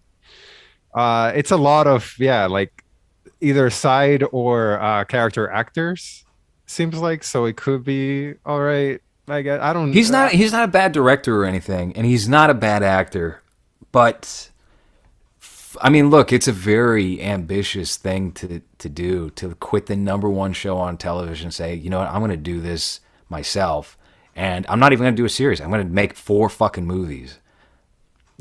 Okay, let's see how it plays out. Yeah. And the good thing for Taylor Sheridan is that he has that audience now, right? So he can just do whatever he Taylor wants. Sheridan has like 7 shows, and they're all the number 1 show on television. He's got Harrison Ford for one of his Yellowstone spinoffs. 1923, is that it? Sure. There's Yeah. one that I'm kind of interested in. I think it's called Landman. Holy Land, Batman. It stars Billy Bob Thornton. Okay, that's some pre-production. Yep. Yeah. Just because I like Billy Bob Thornton. He's good in everything. And he Yeah. was great on Fargo, and that was a Yeah. TV show. He was great on Heart to Heart, the John Ritter sitcom from 1991, where he played the lovable oaf of the show. Billy Bob Thornton. I don't know that one, but I like them. Look it up real quick. He plays like the Urkel of Heart to Heart. This is I think it was a CBS sitcom, and that's how he became friends with John Ritter, who later appeared in Sling Blade as a gay man, and then Bad Santa. Are you Heart to Heart? I think we talked about this on a Civic TV episode. We never spoke about Heart to Heart Maybe on not. Civic TV, never, because I only discovered it last year. Oh no, I think what we were talking about was Hearts of Fire. I think. Oh, you wait. No. confused- Hold on. Hearts of Yeah. Fire is what I was thinking. Yeah, of, where he not plays- Heart to Heart. Heart to Heart was a different show. He plays Homer Yeah. Simpson. Good for him on his weight loss. He went Yeah. within 3 years of this. He was fucking Angelina Jolie. He went from this to Angelina Jolie's orifice. Yeah. You know. one way of putting He's it. a Yeah. smooth talker. He was in a cover band for, what was it? What was it? Who sung "Sharp Dressed Man"? Billy Joel. I don't know. ZZ Top. He was in a ZZ Top cover Oh. band, and then he did Okay. "Hearts of Fire," and then he did Angelina Jolie. It's a good career trajectory right there. Could have Yeah, he ended needs his career something. there. He needs something right now. They should get him on that Justified reboot. He would be good on that. They're rebooting Justified. Yeah, That's but now another. it's in Detroit. That's a. I know. How do you spell justified in this version? That's another show that I thought, hey, I'll give this a shot, and I just Wasn't couldn't your get cup of in- tea? I couldn't get into it at all when I did. That's Michael. No, it's not Michael Shannon. It's who's the main? Timothy on that? Oliphant. Timothy Oliphant. Yeah, who's similar. Yeah, I don't. I believe around that time there was a bunch of shows like that where it was like Cowboy Man or like Leading Man. It was kind of cop. I do love Cowboy Man. That was a great Cowboy. show. Who was Cowboy Man again? I think, John Ritter, I think, was on that, but he was like a villain of the week on Cowboy Man. I didn't even know Cowboy Man was Yeah. was a TV show. Yeah. Sung by Lyle Lovett. I'm assuming that's not it, right? That was probably the theme song to Cowboy Man. I think it ran for like 8 seasons on NBC in prime time back in probably like early 90s. I think Cowboy- hold on. I think it was Michael Chiklis was Cowboy Man. And he still had hair. Did he ever have? I think it was barely just like Bruno, right? Yeah. When he did the commish, he had hair like that. But when he did Cowboy Man, I think it was like they put like a wig on him. Uh-huh. Cowboy Man is not a thing. What are you talking about? I can't find. You just anything about referenced it. Cowboy Why would Man. you reference a show that doesn't exist? That doesn't make any Yeah. sense. One's in the chat if you remember Cowboy Man growing up. Yeah, that Bernstein Bears of TV. Space Cowboy? No, Manhattan What's the Cowboy. Richard Jewell guy doing now? He should do a reboot of Cowboy Man. I think that could work. Isn't Richard Jewell dead? Didn't The he real die? one, yeah. Yeah. He wasn't talking about. He wasn't talking about the actual Richard Jewell. He meant that big guy who's in every third movie now. Remember? Paul Walter Hauser. No. Remember the guy with the mustache and red sweater that showed up at some debate and became like a social media star for like 6 months. Ken Bone. Yeah, Ken Bone. That's what I think of whenever I hear Richard Jewell. I know nothing about Richard Jewell. I just remember it was a movie about a fat guy that did something. He equally got set up with Reddit posts that were like, Trayvon was kind of maybe asking for it. He said something like that. I'm not saying that. I would never say that. But Ken Bone said some dastardly things. That Richard Jewell, who died before Trayvon was killed. Those They could Reddit- do celebrity boxing in heaven. Richard Jewell versus Trayvon. Yeah. What's Ken Bone doing now? I wonder if he set up like an Etsy store or like a merch, like a shirt whatever store where you can buy t-shirts with Ken Bone in it. Right? I'm sure he did. Ken Bone's porn history? What was that? Was it like Ted Cruz's porn history? Ken Bone. He's got 143,000 followers on Twitter. Yeah, because he blew up in 2016, and then he went on H3, so he probably got like 2,000 off that. In 2016, is that when that happened? Second presidential It was debate. Yeah, it was the second presidential debate. All right, he was on this. I hate the internet. Independent, and then I think he admitted he voted Trump or something, and on goodbye. like Bill Maher. Bill Maher tried to get him to reveal who he voted for, and he alluded he didn't vote for Hillary. And Bill Maher puked in his lap. Bill Maher can't fathom. He'll agree with everything, like a typical Trump supporter might say. But then if you say, "Oh yeah," and I voted for, he will choke you out. Yeah. He'll It's he'll sit on your face in a sexual way. very, very, very smart of Ken Bone to reveal that and Bill To play Maher. the well, he was playing the field, or so he thought. But Yeah.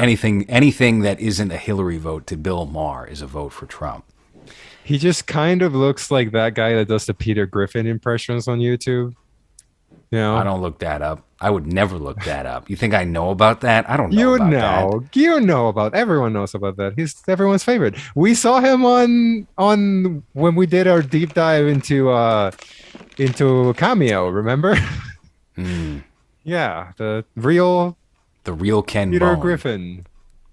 That's another person that the internet made popular for fucking to enrage me, to just upset me, his entire existence. You know what I just noticed? Our view count cut in half the minute Ken Bone's name came up. That's what just happened right Damn. now. I watched that number drop in half when Ken Bone's name was That's my talked bad. about for a little too long. That transition from Taylor Sheridan to Ken Bone killed the show. It really. Let's go back to Taylor Sheridan. So yeah, they want writers' rooms Yeah. for every single show, which does not work for every single show.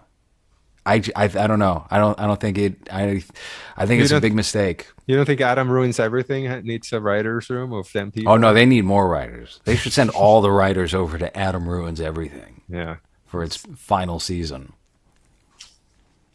He's the one leading the guild. Did you know that? He was the guy who was putting it all together.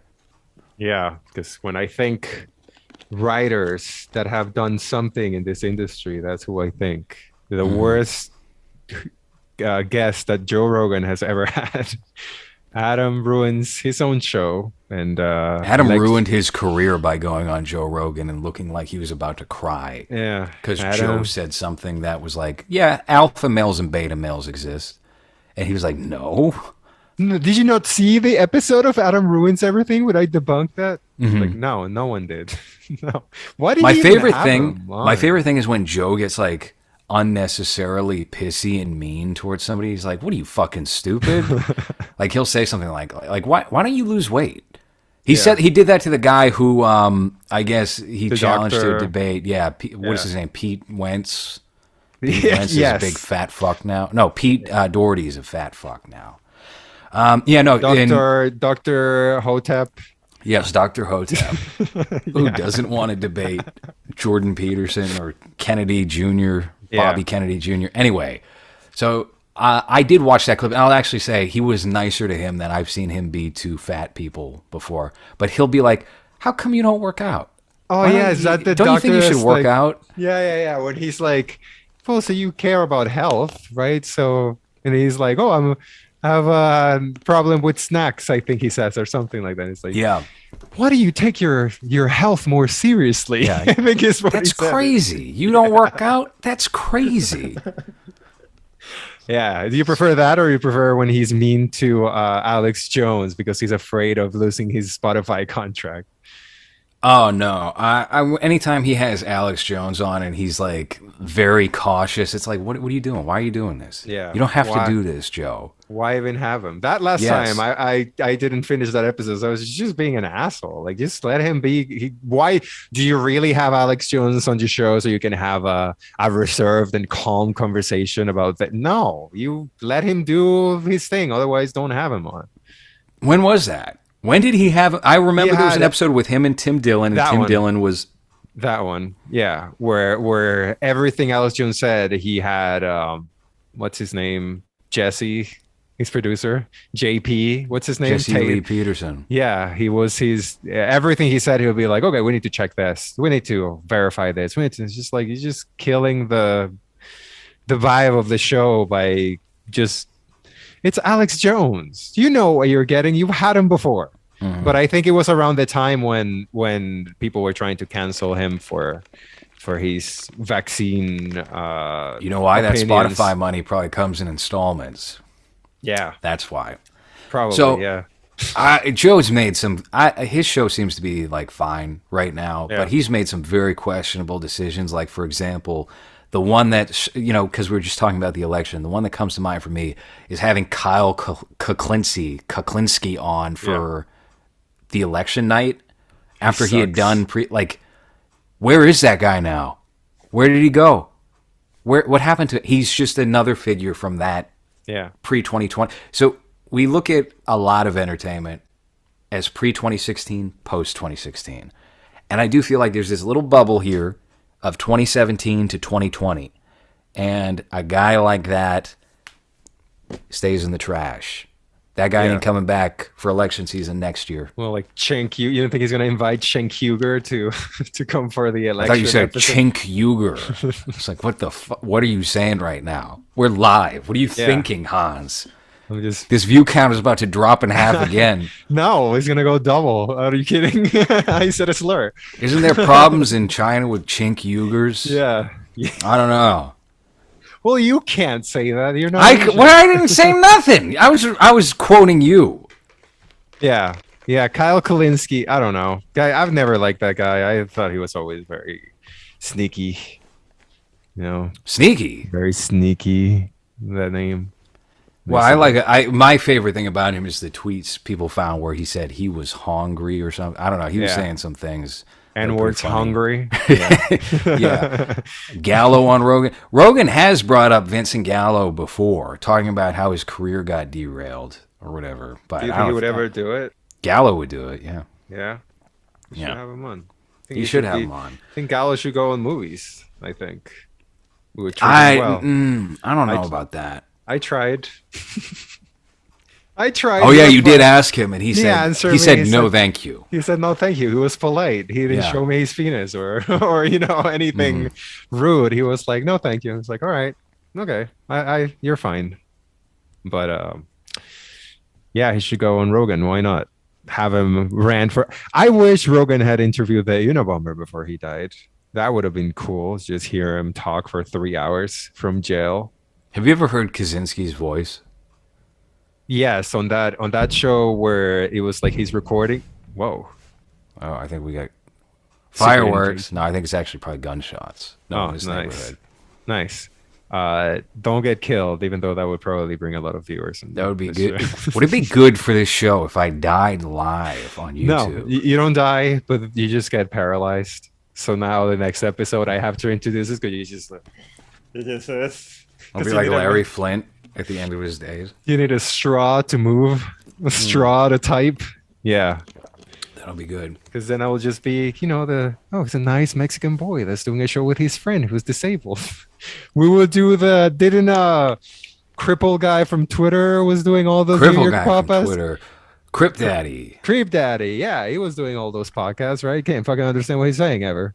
But one of our guys here in the chat who's just on the show, and actually, if you haven't signed up for patreon.com/lowres $5 tier and listened to our episode with DC from the 8 Plates podcast, I think he worked with Crip Daddy while he was in New York and came out for Omega Fish Corp. Cool.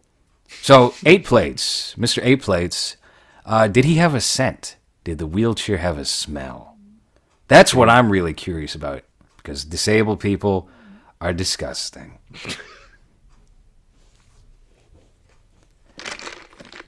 Yeah. Hey, look, our numbers got better. They got better after that. Wow.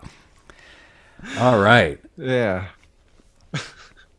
How about some super chats? You cheap fucks. We've been going for 2.5 hours here. Not a single super chat. Not even a ruble.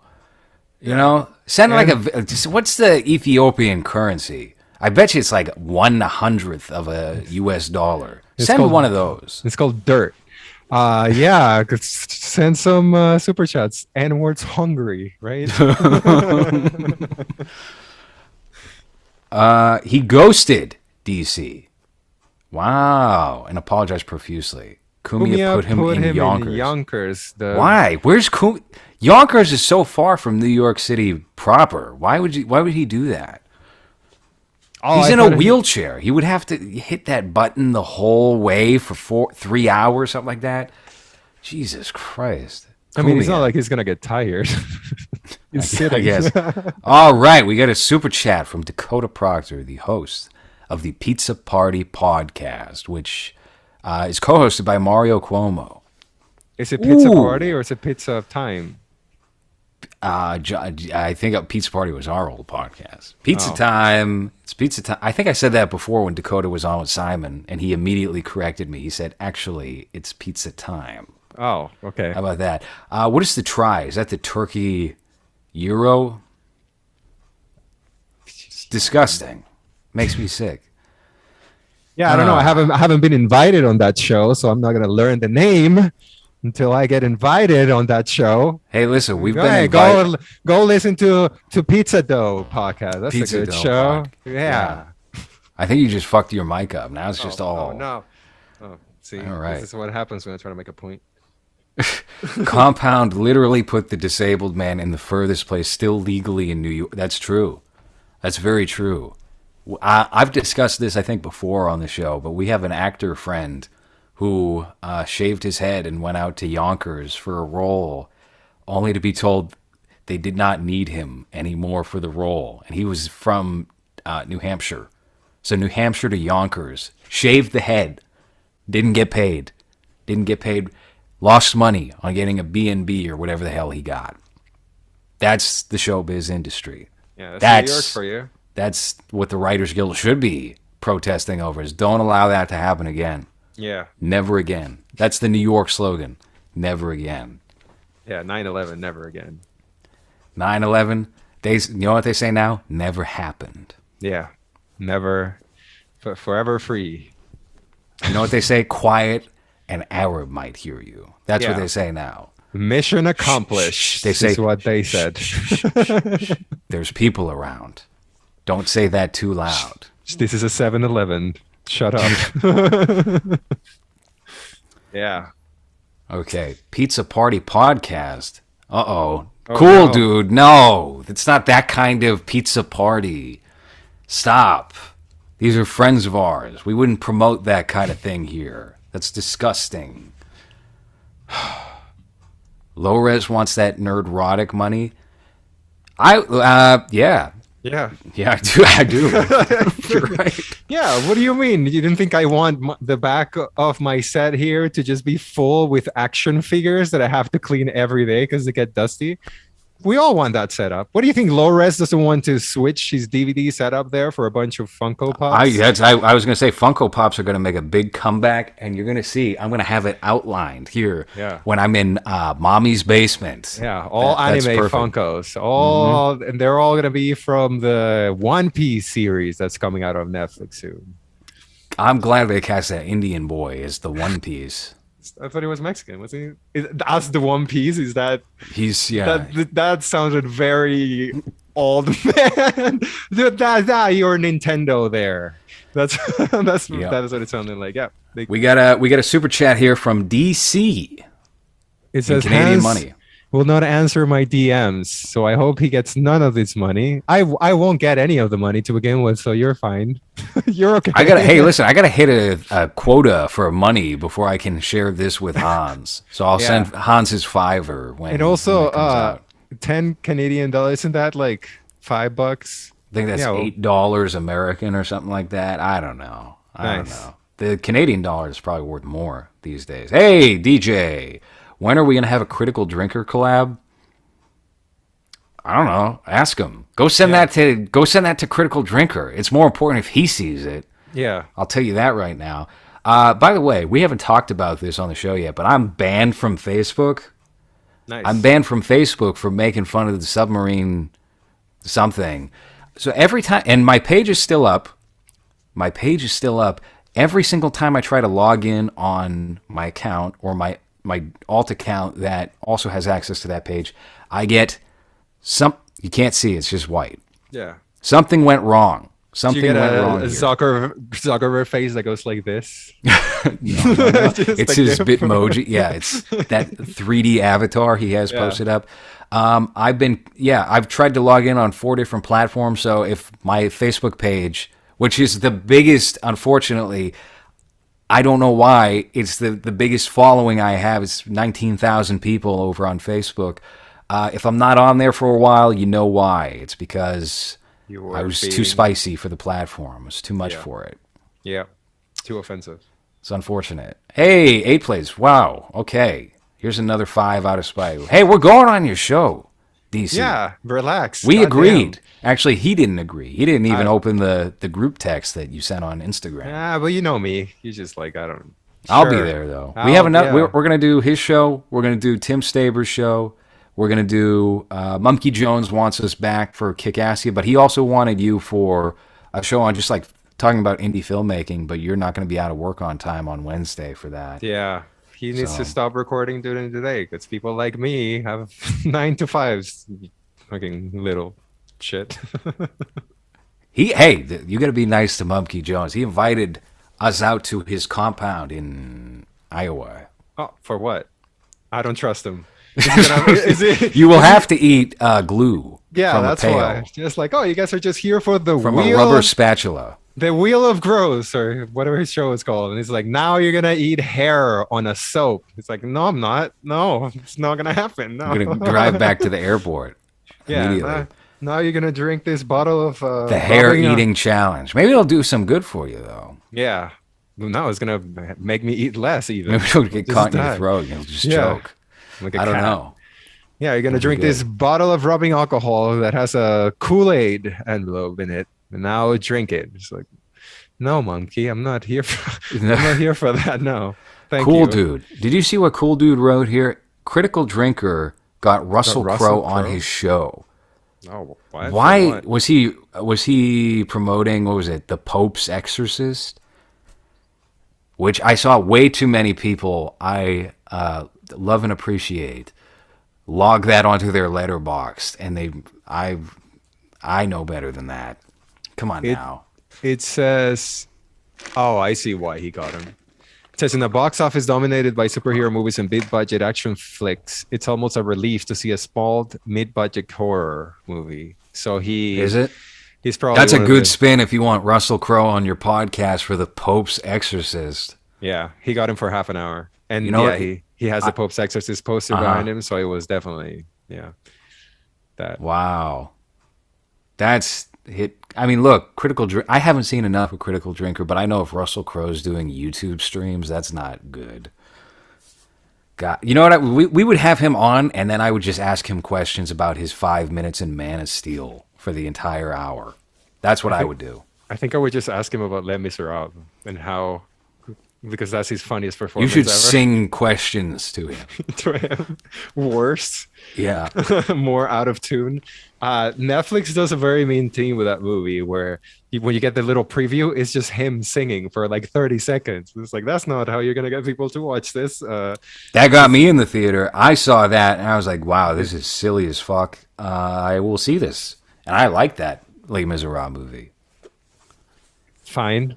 I died. I didn't see. I think the director's name is Tom. It's not Tom Hall. There's a director named Tom Holland who did The Langoliers. Tom something. I have not seen his Cats, and I like Cats the musical now and forever. Cats. Tom Hooper. Tom Hooper. Yeah, Oh. he kind of sucks as a director. He's very overrated. He did The King's Speech. Oh, God, that was boring. Yeah. The Danish Girl. John Adams. Yeah, I'm not familiar. The only one I've seen is that, well, Les Miserables and the King's Speech. And that King's Speech, I didn't get the praise. It's very long. It was only 2 hours. It felt like 3. Yeah. I guess is the best compliment I could give. This is not much of a compliment, but yeah. Have you seen his waistline? That's also not good. Russell Crowe. I like that he's a beefier size now. I think it's a good career turn. It worked for his role in Unhinged. And Did you ever see Unhinged? no, but didn't he also do a Santa movie? Damn, no, he didn't. But he would be ripe for that right now. Who did? Oh, that was Mel, right? Fat Did it. Man. Yeah, that was Mel. Okay. Wow. I'm looking forward to Russell Crowe doing the Popular Front movie eventually. Whenever Jake Hanrahan's story of getting locked up in Turkey comes to the big screen, they got to get Russell Crowe to play To play Jake Jake, Hanrahan. Yeah. a young Jake or an older Jake telling the story. No, just have him young and old. Just throw some makeup on his face. Give him the youthful, but like old youthful. Don't do a de-aging. Just, cover up the bags on his eyes. Yeah, and have him. What was it? He was in a Turkish prison, and not like gross things happened. I don't remember. I think he talked about. I think it you're. on I one think of you're the episodes. confusing Midnight Express and Jake Hanrahan's true story. Which Wait, Jake Hanrahan wrote Midnight Express. I don't know what That's you're talking right. about. Dakota Proctor. I love that they made Miss Claus black. That that woman's a very good actress, by the way. She's in a movie called, I think it's called Secrets and Lies. And it was directed by, I don't know who it was directed by, but it was one of those kitchen sink UK dramas from the 90s. And it was very good. Very good. Okay.